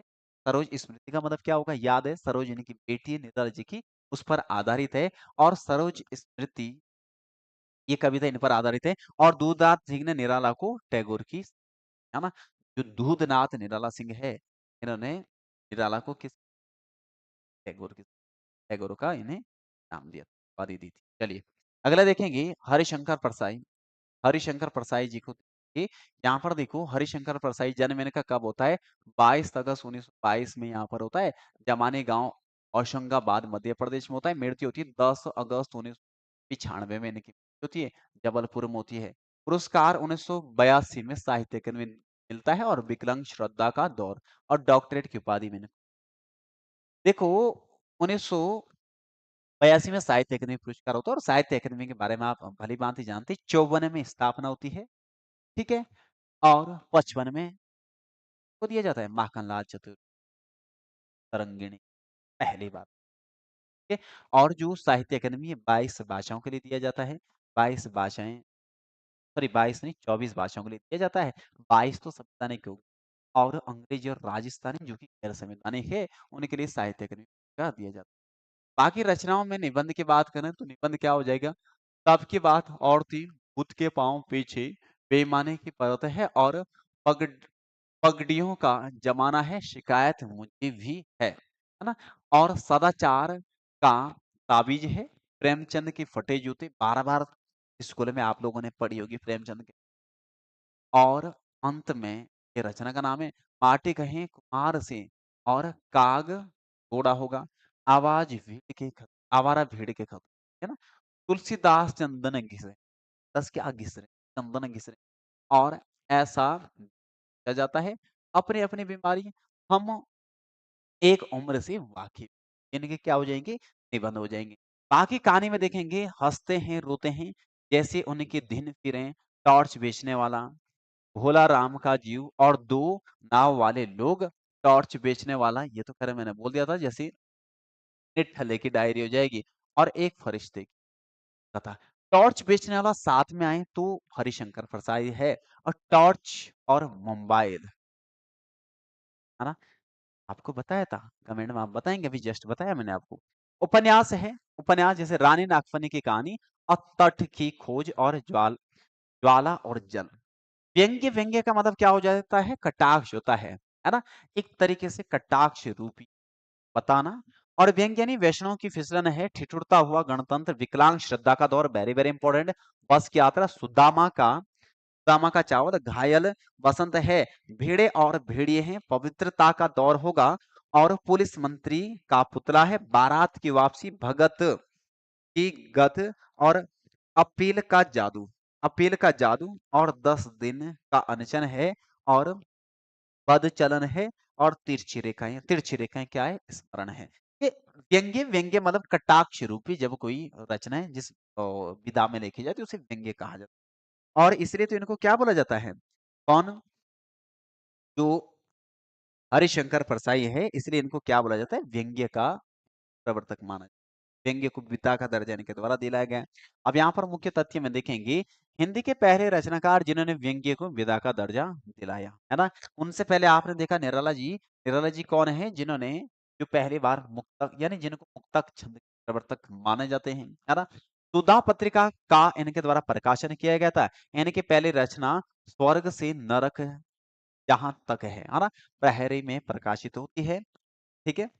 और कहानी टॉर्च बेचने वाला का जो विषय है, आस्थाओं के बाजारीकरण व धार्मिक पाखंड, इसका क्या हो जाएगा? ठीक है? चलिए, अगला देखेंगे, अगले देखेंगे राजेश जोशी जी। राजेश जोशी के इसमें देखेंगे जन्म इनका कब होता है? 18 जुलाई 1946 और नरसिंहगढ़ मध्य प्रदेश में इनका जन्म होता है। पुरस्कार सन 2000 में मिलता है साहित्य अकादमी, कौन सा? 2 पंक्तियों के लिए, है ना? और पहल सम्मान भी मिलता है। 2 इनको मिलते हैं, पहल सम्मान एंड पहला सम्मान नहीं, पहल सम्मान पुरस्कार का नाम, है ना? और 2 पंक्तियों के बीच। और इनकी रचनाएं कौन सी हो जाएगी? कविता संग्रह जैसे एक दिन बोलेंगे पेड़, मिट्टी का चेहरा, नेपथ्य में हंसी, 2 पंक्तियों के बीच है। और कविताएं, ये देखो कविता संग्रह, ये कविताएं, मारे जाएंगे, बलि बलि दखनी हो जाएगी, पाँव की नस है, बच्चे काम पर जा रहे हैं और शासक होने की इच्छा हो जाएगी, पृथ्वी का चक्कर हो जाएगा, निराशा और भूलने की भाषा है, भूलने की भाषा। एक कवि कहता है दाग, माँ कहती है पेड़ क्या करते हैं, है ना? और का प्रा वृक्षों का प्रार्थना गीत है, प्रौद्योगिकी यात्रा है, हर जगह आकाश, चांद की आदतें और सहयात्रियों के साथ, ठीक है? ये यहाँ पर क्या हो जाएंगी? कविताएं इनकी हो जाएंगी। बाकी बाल कविताएं देखेंगे, पानी बरसता और यहाँ पर देखो गेंद निराली मिट्ठू की हो जाएगी, ठीक है? और कहानी संग्रह देखेंगे, कपिल का पेड़ और सोमवार और अन्य कहानियां हो जाएगी। और नाटक की अगर बात करें, नाटक कौन कौन सी हो जाएगी? जादू जंगल, अच्छे आदमी, टंकारा का गाना और तुक्के पर तुक्का और कहन कबीरा, तुक्के पर तुक्का, कहन कबीरा, ये इनकी रचनाएं आप देखेंगे। अगले देखेंगे मुख्य तथ्य में क्या हो जाएगी? इनकी रचनाओं का अनुवाद उड़ उर्दू, रूसी, अंग्रेजी और जर्मनी भाषा में होता है। ये इनकी ध्यान रखना, समर गाथा इनकी सबसे लंबी कविता हो जाएगी। अगले देखेंगे शेखर जोशी है, शेखर जोशी के बारे में देखेंगे, है ना? शेखर जोशी जो कि पहाड़ के आदमी है ना? शेखर जोशी, जन्म इनका कब होता है? 10 सितंबर 1932, ओलिया गांव अल्मोड़ा में इनका जन्म होता है। और इनको पुरस्कार 1955 में साहित्य भूषण मिलता है, 1997 में पहला सम्मान और 1987 में महावीर प्रसाद द्विवेदी पुरस्कार इनको दिया गया। और रचनाओं की अगर बात करें तो रचनाओं में उपन्यास से पहले देखो अथ मूषक उवाच, चींटे के पर मेरा पहाड़। और कहानी संग्रह कौन सी हो जाएगी? दासजी, दासजी का मतलब होता है कुमाऊं में बड़ा भाई होता है ना? दौरंगी बीमार है, प्रतिनिधि कहानियां, कोसी का घटवार, 7 के लोग है, हलवाह और बदबू मेंटल, बच्चों का सपना, समर्पण, निर्णायक, गलता लोहा, वेरी वेरी इंपॉर्टेंट, जातिगत विभाजन पर आधारित है ना। जातिगत विभाजन किया गया है, डिस्क्रिमिनेशन जो किया गया है, भेदभाव, उस पर आधारित कौन सी रचना इनकी हो जाएगी, कहानी हो जाएगी, गलता लोहा। और टांगरी वेले और बिरादरी और गाइड नेकलेस, प्रथम साक्षात्कार, वेरी वेरी इंपॉर्टेंट। प्रथम साक्षात्कार का मतलब क्या है, पहला वार्तालाप, पहला इंटरव्यू आप कहेंगे, प्रथम साक्षात्कार। और यहाँ पर क्या होगा, विडवा होगा और किस्सागु। देखो शब्द चित्र संग्रह, एक पेड़ की आग, वेरी वेरी इंपॉर्टेंट है। अन्य रचना हो जाएगी डांगरी बेले ना रोको उन्हें ना रोको वेरी वेरी इंपॉर्टेंट है। अन्य तथ्य में देखेंगे, अन्य तथ्य यहाँ पर देखो कहानी दाज्यू पर चिल्ड्रन फिल्म सोसाइटी ने बाल फिल्में बनाई, और दाजू का अर्थ कुमाऊं में क्या होता है, बड़ा भाई होता है ना। दाजू का अर्थ क्या होता है, बड़ा भाई होता है। अगला देखेंगे यहाँ पर, जो गलता लोहा है, मैंने पहले ही बोला था, गलता लोहा जो लिखी गई रचना है, इसका विषय क्या होगा, जातिगत विभाजन पर टिप्पणी हो जाएगा। और गलता लोहा कहानी के जो पात्र है, मोहन वंशधर है और धनराम लोहार हो जाएंगे। और इन्होंने सैनिक प्रौद्योगिक प्रतिष्ठान में इनके द्वारा कार्य किया गया था, इनके द्वारा कार्य किया गया था शेखर जोशी, है ना। इनकी रचनाओं का अनुवाद अंग्रेजी, चेक, रूसी, पोलिश, जापानी भाषा में था। इनकी रचनाओं का क्या होता है, ट्रांसलेट ट्रांसलेशन। अगला देखेंगे सरेश मठियानी जी, मठियानी जी के देखेंगे। मठियानी जी की अगर बात करें तो इनका जन्म होता है 14 अक्टूबर, बाड़ेछिना अल्मोड़ा में इनका भी जन्म होता है। मृत्यु इनकी कब होती है, ये होती है इनकी 24 अप्रैल 2001 में होती है। वास्तविक नाम रमेश सिंह मठियानी इनका था, वास्तविक नाम रमेश सिंह मठियानी है। और इनके जो पुरस्कार है 1944 में फाणेश्वर रेणु पुरस्कार से इन्हें सम्मानित किया गया। रचना कौन सी हो जाएगी, मुठभेड़ के लिए। और 1992 में इनको डॉक्टरेट यानी डीलिट की उपाधि दी जाती है कुमाऊं विश्वविद्यालय के द्वारा। ठीक है। अगले देखेंगे रचनाओं में, पहले कविता संग्रह, दो दुखों का एक सुख होगा। देखो दूसरों के लिए सफर पर जाने से पहले हारा हुआ, और यहाँ पर देखो पाप मुक्ति, और यहाँ पर देखो प्रेत मुक्ति, हत्यारे, बर्फ की चट्टाने, जंगल में मंगल, महाभोज। देखो महाभोज यहाँ पर क्या है, महाभोज यहाँ पर क्या है, कहानी है, जरा ध्यान से समझना। ये कहानी संग्रह है, ये कहानी क्या है, ये कहानी संग्रह है। और जो महाभोज है, महाभोज, ये महाभोज अगर उपन्यास पूछा जाए, उपन्यास, तो ये उपन्यास किसका हो जाएगा, मन्नू भंडारी जी का उपन्यास है। ठीक है, अलग अलग है दोनों। चील, प्यास और पत्थर हो जाएंगी। नाच, जमूरे नाच, भीड़े और गडेरिए, डब्बू मंगल है। और यहाँ पर रहम तुल्ला पोस्टमैन है, अर्धांगिनी, जुलूस, है ना। ये इनकी क्या हो जाएगी, मैन मैन इनकी क्या हो जाएगी, कहानी हो जाएगी। अगला देखेंगे इनके जो उपन्यास है, उपन्यास कौन कौन से हो जाएंगे, उपन्यास में जरा ध्यान देना। इनके उपन्यास इनके कौन कौन से हो जाएंगे, उपन्यास में बोरी, बोरी वली से बोरी बंदर, छोटे छोटे पक्षी, कबूतर खाना, हौलदार हो जाएंगे। और चिटरी सैन होगी, और त्रिया भली होगी, त्रिया भली न ठान की। और किस्सा नर, नर्मदा बैन और गंगूबाई है, चौथी मुट्ठी, बारूद और पाचुली, और मुख सरवर के हंस। अगला देखेंगे, एक मुठ सरसों, बेला हुई अबेर, बेला हुई अबेर, कोई अजनबी नहीं, दो बूंद जल, भागे हुए लोग, पुनर्जन्म के बाद, है ना। ये इनके आप उपन्यास ध्यान रखेंगे, बाकी के उपन्यास भी आप इनमें पढ़ सकते हैं, है ना। बाकी के उपन्यास भी यहाँ पर पढ़ सकते हैं, वीडियो पॉज करके, और इम्पोर्टेंट लिंक पढ़ सकते हैं, लिख सारे काम आप। चलिए अगले देखेंगे, यहाँ पर बाल उपन्यास इनके कौन कौन से हो जाएंगे। बाल उपन्यास जो कि बाल यानी बच्चों पर आधारित है, जैसे माँ तुम आओ, हाथी और चींटी की लड़ाई, भरत मिलाप, बिल्ली और बच्ची, मुड़ मुड़ कर मत, है ना, पलट पलट पलट, हाँ वो वाला नहीं, कहानी बाल उपन्यास है, मुड़ मुड़ कर मत देख, है ना। सुबह के सूरज और फूलों की नग जाएगा। निबंध और संस्मरण, मुख्य धारा का सवाल कागज की नाव, राष्ट्रभाषा का सवाल याद कजा, और लेखक की हैसियत से किसने राम कैसे, किसके राम कैसे राम, जनता और साहित्य तथा यथा प्रसंग, कभी कभार। ठीक है, ये इनके क्या हो जाएंगे, निबंध और संस्मरण, है ना। बाकी यहाँ पर क्या हो जाएंगी, मुख्य तथ्य आप ध्यान रखेंगे। तथ्य कौन-कौन से हो जाएँगी? इन्हें विकल्प और जनपक्ष नामक 2 पत्रिका का इन्होंने संपादन किया। विकल्प और जनपक्ष पत्रिका के इनके द्वारा संपादन किया गया था। चलिए, आगे देखेंगे गजानन माधव मुक्ति, है ना? 1 सेकंड।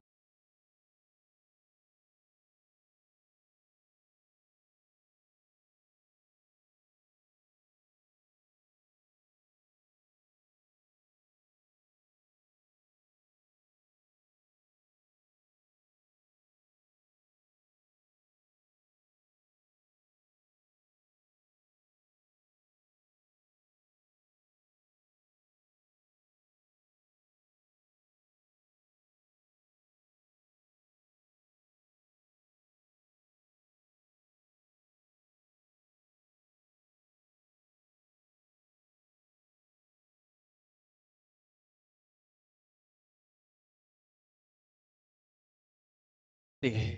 फटाफट देखते हैं, बाकी पीडीएफ में आपको शेयर कर ही दूँगा, मैं स्टार्टिंग में कॉन्टेक्ट दे रखा है। गजानन माधव मुक्तिबोध में देखो आप क्या-क्या इसमें ध्यान रख सकते हैं। जन्म में इनका होता है 13 नवंबर 1917 में होता है शवेपुर ग्वालियर मध्य प्रदेश में होता है। मृत्यु इनकी 11 सितंबर 1964 दिल्ली में होती है। रचनाएँ इनकी कौन-कौन सी हो जाएँगी? रचनाओं में कविताएँ देखेंगी, चाँद का मुँह टेढ़ा वेरी वेरी इंपॉर्टेंट है, सहर्ष स्वीकार है, भूरी-भूरी खाक धूल है और एक अंत कथा और एक भूतपूर्व विद्राई का आत्मकथन और एक स्वप्न कथा, ब्रह्म राक्षस है, कुल गलती और मैं उनका ही होता, जब प्रश्न चिन्ह भुखला उठे और दिमागी सुहांग सुहांधकार और एक हो जाएगा का दिमागी सुहांधकार औरांग उटांग, है ना? अजीब सा कोई नाम है ना? ये फिलहाल छोड़ो, है ना? अगला देखेंगे यहाँ पर जो इनके जो मैंने है वो जो मैंने अंडरलाइन करी इनको लिखेंगे। बाकी आलोचनाएं नए साहित्य का सौंदर्य शास्त्र, समीक्षा की समस्याएं और कामायनी, है ना? कामायनी हो जाएगी। अगला देखेंगे साहित्य की डायरी इनकी क्या हो जाएगी? एक इंपॉर्टेंट आलोचना हो जाएगी। और कहानी देखेंगे अंधेरे में और क्लाउड इथ वली हो जाएगी, है ना? बाकी फिलहाल इनकी पक्षी और दीपक ध्यान रखेंगे, है ना?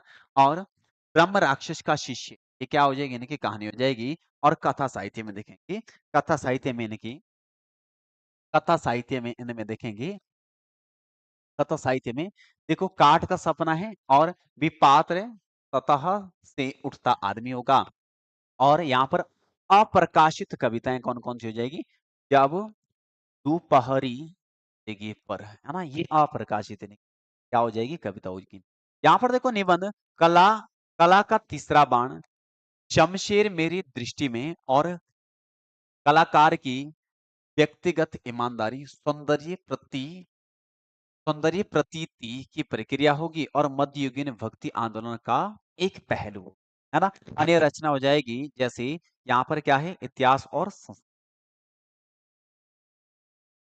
इनकी क्या हो जाएगी? अन्य रचना। मुख्य तथ्य की अगर बात करूं, मुख्य तथ्य इनके कौन-कौन से हो जाएंगी? मुख्य तथ्य में जरा देखेंगे इन्हें इन्हें प्रगतिशील कविता और नई कविता के बीच के सेतु कहे जाते हैं। प्रगतिशील कविता और नए कविता के बीच के सेतु कहे जाते हैं। इन्होंने उज्जैन में मध्य भारत प्रगतिशील लेखक संघ की नींव डाली थी और ये ऐसे लेखक हैं जिनकी जिनकी कविताएं इनके मृत्यु के बाद क्या होती है? प्रकाशित होती है। बड़े बड़े इंपॉर्टेंट हो जाएंगी। इनके जीवित रहते सिर्फ एक किताब छपी थी, एक साहित्यिक डायरी, है ना? और इन्होंने नया खून साप्ताहिक पत्रिका का क्या करा था? प्रकाशन करा था। बाकी इनकी रचनाएं ऑलमोस्ट इनकी मृत्यु के बाद ही क्या होती है? प्रकाशित होती है। अगले देखेंगे Hazari Prasad Dwivedi ji. Dwivedi ji very very important है। जन्म इनका 19 अगस्त 1907 में होता है और गांव यहाँ पर आतर दुबे का छपरा बलिया उत्तर प्रदेश में, मतलब छपरा कहाँ है? उत्तर प्रदेश में है। मृत्यु 9 मई 1979 में इनकी होती है और काल इनका आधुनिक काल की ये कवि है और कार्य कर्म क्षेत्र कौन से हैं? निबंधकार है, उपन्यासकार है, अध्यापक है और संपादक हो जाएंगे। कर्म भूमि इनकी कहाँ है? बनारस रही है, वाराणसी रही है। पुरस्कार 1957 में पद्म भूषण और 1973 में साहित्य अकादमी अवार्ड इनको दिया गया है आलोक पर्व निबंध के लिए और 1949 में डॉक्टरेट की उपाधि लखनऊ विश्वविद्यालय। तारा इनको दी गई है। बाकी रचनाओं में देखोगे देखें तो आलोचना और साहित्य इतिहास है। देखो कबीर है इनकी रचना और नाथ संप्रदाय और कालिदास की लालित्य मीमांसा और मध्यकालीन बौद्ध का स्वरूप होगा, बौद्ध का स्वरूप होगा। हिंदी साहित्य की भूमिकाएं, सुर साहित्य, हिंदी साहित्य का आदिकाल, हिंदी साहित्य का उदय और हिंदी साहित्य हिंदी साहित्य उद्भव और विकास है ना। आधुनिक हिंदी साहित्य पर विचार, साहित्य संचार है, साहित्य का मर्म और लालित्य मीमांसा और मध्यकालीन धर्म साधना और प्राचीन भारत में कालात्मक विनोद और मेघ। देखो एक पुरानी मेघदूत यानी मेघदूत एक पुरानी कहानी एक ही आएगी और साहित्य से तह कर। अब तुम्हें ध्यान कैसे रखना है हजार प्रसाद द्विवेदी की अक्सर हिंदी साहित्य के संदर्भ में ही इन्हें की सभी क्या है रचनाएं लिखी गई है। जो नहीं लिखी गई तुमने केवल वो जो नहीं लिखी गई है तुमने केवल वो पॉइंट इनके क्या करने अंडरलाइन करने। अब देखो इन्हें में जो उपन्यास है उपन्यास कौन कौन से हो जाएंगी। बाणभट्ट की आत्मकथा ध्यान रखना है, चारु चंद्र लेख है और यहाँ पर अनाम दास का पौथा है ना। और निबंध में क्या है जैसे क्या निराश हुआ जाए, एक कुत्ता और एक मैना, वेरी वेरी इंपॉर्टेंट है। अशोक के फूल है ना। और नाखून क्यों बढ़ते हैं इंपॉर्टेंट हो जाएगी। विचार प्रवाह और कल्पलता है, विचार और विवर्तक है, आलोचक पर्व और शीरीष के फूल, वेरी वेरी इंपॉर्टेंट हो जाएगी। कहानी हो जाएगी आम फिर बोरा गए और महात्मा के परायण के बाद और ठाकुर जी की बटूर। ये इनकी क्या हो जाएगी कहानी हो जाएगी। और अगले देखेंगे यहाँ पर साहित्य का नया कदम है ना। और समालोचक की डाक, ग्रंथ ग्रंथ संपादक यानी संदेश रासक है और संक्षिप्त पृथ्वीराज रासो नाथ सिद्ध पानिया। ठीक है बाकी अनुवाद छोड़ो इनके है ना। इनके सीधे मुख्य तथ्य देखेंगे, मुख्य तथ्य इनके क्या क्या हो जाएंगे। मुख्य तथ्य में देखो इन्हें इनके बचपन का नाम क्या था, बैजनाथ द्विवेदी का था, वेरी वेरी इंपॉर्टेंट है। इन्होंने आदिकाल को आदिकाल की संज्ञा दी। अब क्वेश्चन में पूछा जाता है कि जो आदिकाल है उसे आदिकाल की संज्ञा किसने दी या फिर सिद्ध सामंत काल उसे किसने कहा था, ऐसे इसमें क्या है पॉइंट पूछे जाते हैं। तो इन्होंने आदिकाल को आदिकाल की संज्ञा दी थी। और 1952 से 53 में काशी नागरी परिचालन सभा के ये अध्यक्ष थे। काशी नागरी परिचालन सभा मैंने आपको बताया था 1893 में जिन्हें स्थापना होती है। और हिंदी के क्षेत्र में सबसे बड़ी संस्था वो है जो कि काम कर रही प्रचार प्रसार काम कर रही है ना। और 1955 में प्रथम राजभाषा आयोग के सदस्य बने क्योंकि राजभाषा आयोग का जो स्थापना होती है 7 जून 1955 में होती है, खैर की अध्यक्षता में होती है ना। ये उनके संस्थापक सदस्य रहते हैं और माखनलाल चतुर्वेदी भी एक है ना। ये भी है और माखनलाल चतुर्वेदी भी इनको ध्यान रखना। और अभिनव भारती ग्रंथमाला विश्व भारती पत्रिका का इनके द्वारा संपादन किया। हिंदी भवन के ये संचालक रहे और कबीर को वाणी का डिक्टेटर भी इनके द्वारा कहा गया था। ये मैंने अभी आपके पास बोला था जब हम कबीर पढ़े तो डिक्टेटर मतलब क्या होते हैं, तानाशाह उन्हें कहा जाता है। ठीक है डिक्टेटर का अर्थ होता है तानाशाह और कबीर को वाणी का डिक्टेटर द्वारा कहा गया। अगले देखेंगे प्रेमचंद, वेरी वेरी इंपॉर्टेंट है ना। प्रेमचंद है इनका जो जन्म होता है 31 जुलाई 1880 में होता है और लंबही गांव वाराणसी यानी बनारस में होता है। मृत्यु 8 अक्टूबर 1936 में बनारस में इनकी होती है। अन्य नाम इनके क्या क्या हो जाएंगे, धनपत राय, धनपत राय इनके अन्य नाम है और धनपत राय ही इनका वास्तविक नाम भी है ना। प्रेमचंद का वास्तविक नाम पूछा जाए धनपत राय हो जाएगा और नवाब राय है इस नाम से उर्दू लेखन शुरू किया था। मतलब अगर प्रेमचंद के बारे में फैक्ट पूछा जाए कि उर्दू लेखन प्रेमचंद ने अपने किस नाम से शुरू करा था तो आंसर क्या करेंगे नवाब राय है ना। उपनाम कौन कौन से हो जाएंगे, उपनाम है उपन्यास कहानी कथा सम्राट है ना। उपन्यास कहानी और कथा सम्राट। अब देखो कविता सम्राट कोई और है, उपन्यास सम्राट प्रेमचंद, कहानी सम्राट प्रेमचंद, कथा सम्राट प्रेमचंद, लेकिन कविता सम्राट कोई और है वो अभी मैं आपको आगे बताऊं। देखो कलम का मजदूर या कलम का जादूगर प्रेमचंद को कहा जाता है।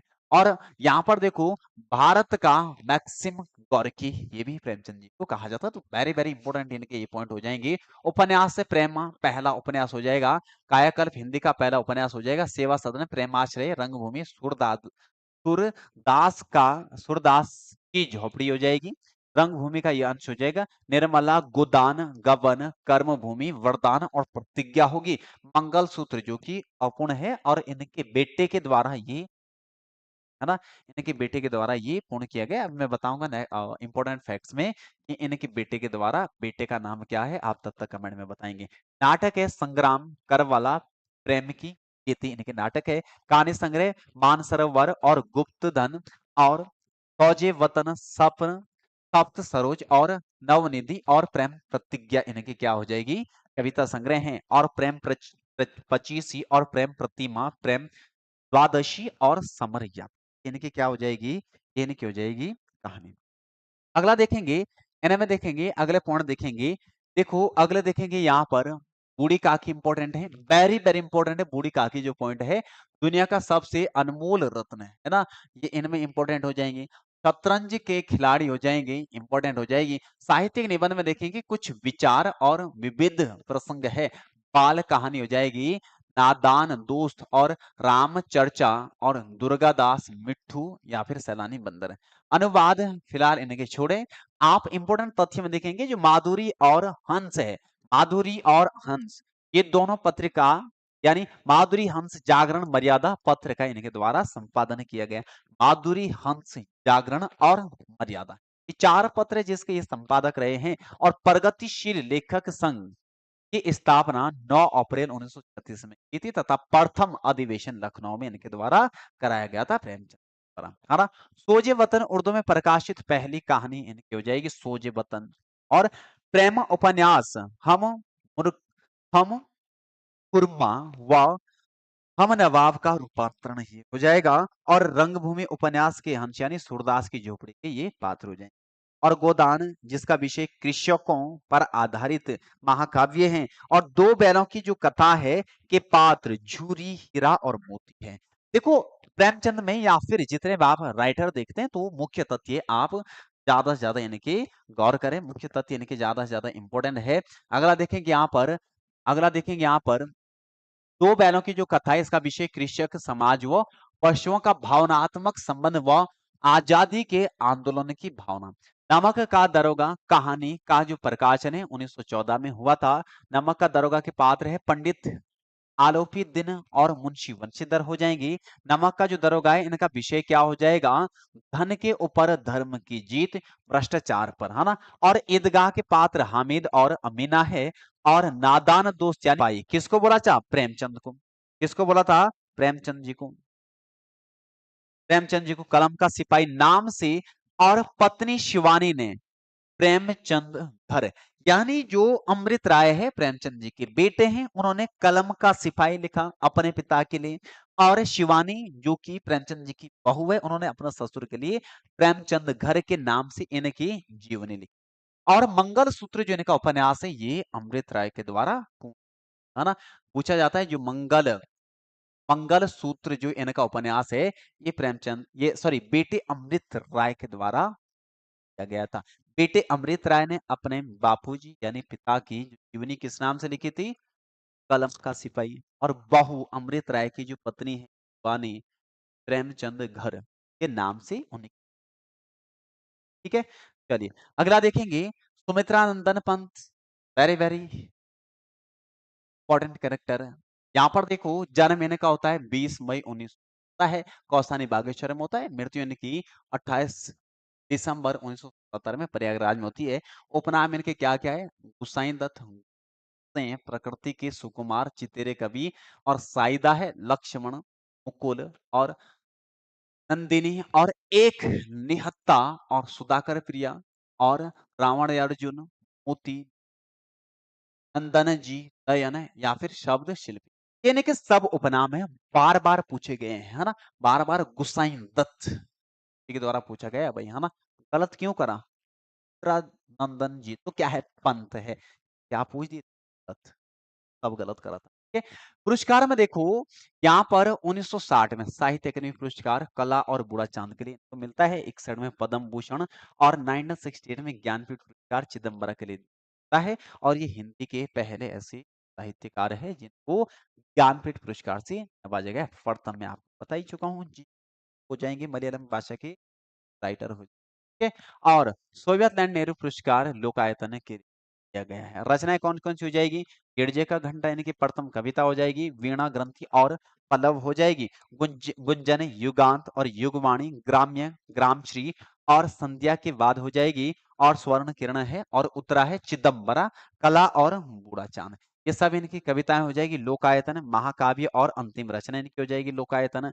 और मैं छोटी हूँ, और या फिर तात है, तात का मतलब ताऊ हो जाएगा। जहां तक कि आप इंपॉर्टेंट देखिए क्या देखेंगी, रचनाएं देखेंगी। और यहाँ पर देखो स्वर्ण धुली हो जाएगी। ठीक है, ये सब के सब इनकी क्या हो जाएगी, इंपॉर्टेंट रचना हो जाएगी। अब देखो इनके अन्य में देखेंगे, जैसे यहाँ पर क्या हो जाएंगी, उपन्यास है, उपन्यास हार है और आलोचना है, गद्य पथ, शिल्प और दर्शन, छायावाद के पुनर्मूल्यांकन है, और कहानियां 5 कहानियां या फिर पान वाला नाटक है। इनके अगर मैं नाटक की बात करूं तो नाटक क्या है, रजत शिखर है, शिल्पी है, ज्योत्सना और अतिमा होगा, और सत्यकाम होगा, और युग पुरुष हो जाएगा। आत्मकथा कौन कौन सी हो जाएगी, 60 वर्ष और एक रेखांकन है, और कुमाऊनी कविताएं जैसे बुरांशु, सार जंगल में तुई। ये कुमाऊनी क्या हो जाएगी इनकी कविता, बुरांशु और सार जंगल में तुईजा का मतलब क्या है कि सारे जंगल में। है ना, मुख्य तथ्य क्या क्या हो जाएंगी, इनको नारी मुक्ति का प्रबल समर्थक कवि कहा जाता है। और वे आंखें रचना जिसका विषय क्या है, किसानों पर आधारित हो जाएगी। पल्लव को छायावाद का मैनिफेस्टो यानी घोषणा पत्र कहा जाता है। और अगला देखेंगे, इनकी प्रथम छायावादी रचना उच्छ्वास हो जाएगी, अंतिम छायावादी रचना गुंजन इनकी हो जाएगी, युगवाणी रचना गांधी और मार्क्स से प्रभावित हो जाएगी। इनका महाकाव्य लोकायतन महात्मा गांधी पर आधारित लिखा गया है। इन्होंने आईआईटी रुड़की का कुलगीत लिखा है, जयति जयति विद्या संस्थान। ठीक है, जयति जयति विद्या संस्थान आईआईटी रुड़की का इनके द्वारा कुलगीत लिखा गया है। अगला देखेंगे आप, अगला देखेंगे, यहाँ पर देखो इनको हिंदी साहित्य का विलियम वर्ड्सवर्थ भी कहा जाता है। इन्हीं के कहने पर ऑल इंडिया रेडियो का नाम बदलकर आकाशवाणी रख दिया गया था। और कब कब रखा यहाँ पर लिखा गया है, आप कमेंट में भी बताते जाएंगे। 1938 रूप रूपाव नामक मासिक पत्रिका का इनके द्वारा संपादन किया गया था। ये छायावाद के 4 स्तंभ कवि में से एक है, और छायावाद का विष्णु और प्रवर्तक भी माना जाता है। तो ये अति महत्वपूर्ण यहाँ पर क्या हो जाएंगी, पॉइंट हो जाएंगे। छायावाद का विष्णु या फिर इन्हें प्रवर्तक भी इन्हें माना जाता है। चलिए अगला देखेंगे, अगले हो जाएंगे यहाँ पर जयशंकर प्रसाद जी, है ना, जयशंकर प्रसाद जी है। जन्म इनका 30 जनवरी 1879 में इनका 90 में, सॉरी 1989 में जन्म होता है, और वाराणसी उत्तर प्रदेश में जन्म होता है। मृत्यु इनकी कब होती है, 15 नवंबर 1930 से जन्म होती है। उपनाम इनके कौन कौन से हो जाएंगे, झारखंडीय, कलाधर है, आधुनिक कविता के सुमेरु, और नाटक सम्राट इनको बोला जाएगा ना, नाटक सम्राट इनको बोला जाएगा। ठीक है, अगला देखेंगे यहाँ पर रचना इनके देखेंगे, नाटक है चंद्रगुप्त, ध्रुव स्वामिनी, स्कंदगुप्त, अजातशत्रु, जन्मे जन्मेजय का नाग यज्ञ, और एक घूंट जो कि प्रथम एकांकी है। और यहाँ पर देखो विशाख है, और जयश्री है, कामना हो जाएगी, हिमाद्री तुंग श्रृंग से, और अरुण यह मधुमय देश हमारा, और करुणालय, और सज्जन कल्याणी, परिणय और प्रायश्चित। देखो अक्सर प्राचीन इतिहास के जो आप करेक्टर देखते हैं उन पर इनकी रचना लिखी गई है। जयशंकर प्रसाद जी की पर रचनाएं लिखी गई है। कहानियां कौन कौन सी हो जाएगी, आकाशदीप है, आंधी इंद्रजाल है, प्रतिध्वनि हो जाएगी, छाया ग्राम, और सुनहार सांप, ये सब इनकी क्या हो जाएगी, इनकी कहानी हो जाएगी। बाकी इनको आप और भी अगर पढ़ना चाहें तो आप यहाँ पर इसके स्क्रीनशॉट ले सकते हैं, है ना। मैं थोड़ा सा इंपॉर्टेंट इनमें बता देता हूँ। यहाँ पर देखेंगे मुख्य तथ्य इनके कौन कौन से हो जाएंगी।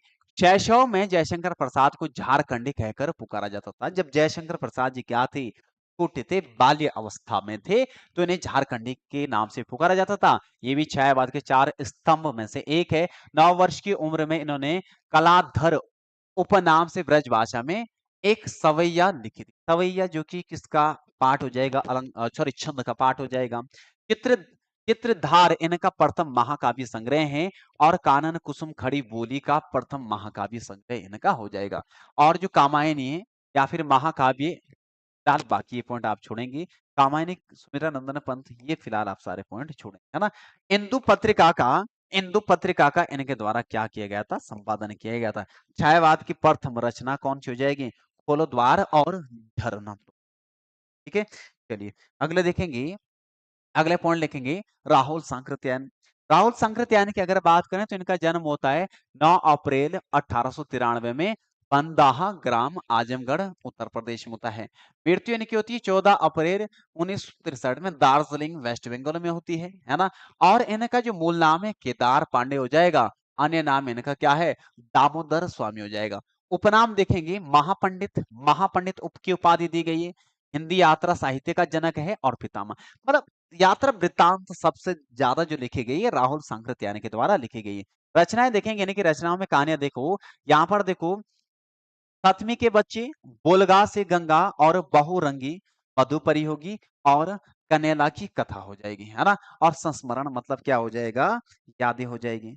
संस्मरण का मतलब क्या होगा, यादें हो जाएगी। और सहयोग के मेरे साथी और जिनका मैं कृतज्ञ, बचपन की स्मृतियां इनके संस्मरण हो जाएंगी। उपन्यास है 22वीं सदी जीने के लिए, भागो नहीं दुनिया को बदलो, मधुर स्वप्न, सिंह सेनापति है और जय योधे, शैतान की आंखें और किन्नरों के देश। ठीक है, यानी कि क्या हो जाएंगी, उपन्यास हो जाएंगी। अगले देखेंगे इनमें, अगले देखेंगे इनमें जो इनकी यात्रा वृत्तांत है वेरी वेरी इंपॉर्टेंट है। किन्नर के देश की और लंका, जापान, ईरान, चीन में क्या देखा, मेरी लद्दाख यात्रा, मेरी तिब्बत यात्रा, तिब्बत में 1.25 वर्ष और रूस में 25 माह यात्रा के पन्ने, ये इनके क्या हो जाएगी, यात्रा हो जाएगी। अन्य देखो मध्य एशिया का इतिहास, हिमालय परिचय, ये सब इनकी क्या हो जाएगी, एक तरीके से अन्य यात्रा वृत्तांत है। मुख्य तथ्य कौन कौन से हो जाएंगी, इन्होंने साहित्य के आदि काल को सिद्ध सामंत काल की संज्ञा दी, वेरी वेरी इंपोर्टेंट। अगला देखो 1930 में लंका में बौद्ध धर्म अपनाने पर इनका नाम है राहुल पड़ा था, है ना। इनका जो नाम है वो क्या पड़ा था, राहुल पड़ा था। ठीक है, ये पॉइंट आप याद ध्यान रखेंगे, है ना, क्योंकि राहुल आपको पता है किसका नाम हो जाएगा, आपको पता हो जाएगा राहुल किसका नाम हो जाएगा। यहाँ पर देखो स्वतंत्र राहुल महात्मा बुद्ध के बेटे का नाम। स्वतंत्रता आंदोलन सत्याग्रह में भाग लिया और जेल, इनको जेल की सजा मिली, बक्सर जेल में 6 माह तक ये रहे। बाकी फिलहाल इस इतिहास से संबंधित फैक्ट है। अगला देखो यहाँ पर 1982 में हुंकार पत्रिका का इनके द्वारा क्या करा जाता है, संपादन किया जाता है। अगला देखेंगे माखनलाल चतुर्वेदी है। अगले जो यहाँ पर हो जाएंगे, अगले हो जाएंगे, अगले जो राइटर है वो क्या है, माखनलाल चतुर्वेदी है। माखनलाल चतुर्वेदी में फिलहाल पहला ही फैक्ट ये ध्यान रखना है कि साहित्य अकादमी पुरस्कार पाने वाले ये पहले लेखक है। और इन्हें हिम तरंगिणी के साहित्य अकादमी पुरस्कार कब दिया जाता है, 1955 में, है ना। हाँ, यहाँ पर देखो जन्म इनका होता है 4 अप्रैल 1989 में होता है और वायव्य होशंगाबाद मध्य प्रदेश में होता है। मृत्यु इनकी 30 जनवरी 1968 में होती है। उपनाम इनके क्या क्या हो जाएंगे, पंडित जी एक भारतीय आत्मा है और काल इनका छायावाद हो जाएगा। पुरस्कार 1943 में देव पुरस्कार हिमगिरी के लिए इनको मिलता है। और 1955 में साहित्य अकादमी पुरस्कार हिम तरंगिणी, और हिंदी के पाने वाले, ये हिंदी के पाने वाले क्या पहले ही ये कवि है जिनको साहित्य अकादमी पुरस्कार मिलता है। 1959 में डिलीट की इनको डॉक्टरेट की उपाधि मिलती है, पुष्प की अभिलाषा के लिए और अमर राष्ट्र रचना के लिए। 1963 पद्म भूषण 1967 में लौटा दिया राजभाषा संशोधन, है ना। बाकी काव्य देखो हिम किरीटनी, हिम तरंगिनी, माता बिजू की, काजल आज रही, है ना। और बिजुरी काजल आज रही। और अगला देखो दीप से दीप जले कैसा छंद बना देती है, ये सब इनकी क्या हो जाएगी, रचनाएं होंगी।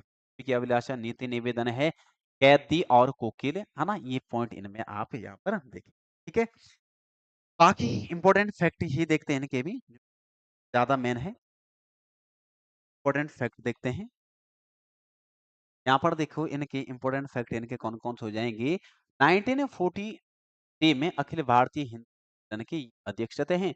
1920 में असहयोग आंदोलन में भाग लिया, वो सबसे पहले इन्होंने अपनी गिरफ्तारी दी। 1930 में सभी ने अवज्ञा आंदोलन में भी पहले इन्होंने गिरफ्तारी दी। प्रभा और कर्मवीर प्रताप पत्रिका के ये संपादक रहते हैं। संपादक का ध्यान रखना, पत्रिका बार बार पूछी जाती है। प्रभा कर्मवीर और प्रताप पत्रिका के ये क्या रहते हैं, संपादक। चलिए अगले देखेंगे मनोहर श्याम जोशी। मनोहर श्याम जोशी है, जन्म इनका 9 अगस्त 1933 अजमेर राजस्थान में इनका होता है। मृत्यु 30 मई 2006 दिल्ली में होती है। उपनाम भारतीय टीवी के धारावाहिक के पिता, है ना। भारतीय टीवी धारावाहिक के पिता है। कार्यक्षेत्र साहित्यकार है, उपन्यासकार है, पत्रकार है, धारावाहिक के लेखक, संपादक है, प्रवक्ता और यहाँ पर फिल्म पटकथा के लेखक ही हो जाएँगे। पुरस्कार 2005 में साहित्य अकादमी पुरस्कार क्या आपके लिए मिलता है? क्या आपके लिए मिलता है? और राष्ट्रीय शरद जोशी सम्मान मैंने को मिलता है। धारावाहिक मैं आपको बता चुका हूँ जो अंशकालिक में प्रकाशित होती है थोड़ी-थोड़ी करके। हम लोग बुनियादी या फिर कक्का जी कहिए, मुंगेर लाल के हसीन सपने वेरी वेरी इंपोर्टेंट है। ज़मीन आसमान और ज़मीन आसमान, ठीक है? बाकी उपन्यास देखेंगे, क्या पे कसप है, नेताजी कहीन, व्यंग्य रचना है, कुरु कुरु स्वाब वेरी वेरी इंपॉर्टेंट है। और क्या हाल है चीन के, उस देश का यारों क्या कहना। टाटा प्रोफेसर है और हमजाद है, कौन हूं मैं और कपीश जी, ये सब इनमें ध्यान रखना, उत्तराधिकारिणी जी यहाँ पर हो जाए, है ना? बाकी फिल्में कहानी ये सब छोड़ो, आपको यहाँ पर सीधा क्या देखना है, मुख्य बातें इन्हें, है ना? मुख्य बातें इनमें ध्यान रखनी, मुख्य बातें में कौन-कौन सी हो जाएगी, पटकथा लेखक नामक पुस्तिका के इन्होंने क्या करी, पुस्तक की रचना करी थी। और दिनमान साप्ताहिक, हिंदुस्तान और वीकेंड रिव्यू का संपादक इनके द्वारा किया गया। और हम लोग 7 जुलाई 1908 भारत का प्रथम प्रायोजित इनके द्वारा। अब देखो यहाँ तक कि लगभग 22-24 राइटर है। मैंने स्टार्टिंग में डिटेल में बोल रखा, बाद में थोड़ा-सा का है। तो आप वीडियो को पॉज़ करके अपनी नज़र डाल सकते हैं। मैंने अंडरलाइन लगभग जो बार-बार पूछे कराया, बाकी कंटेंट अब वीडियो आप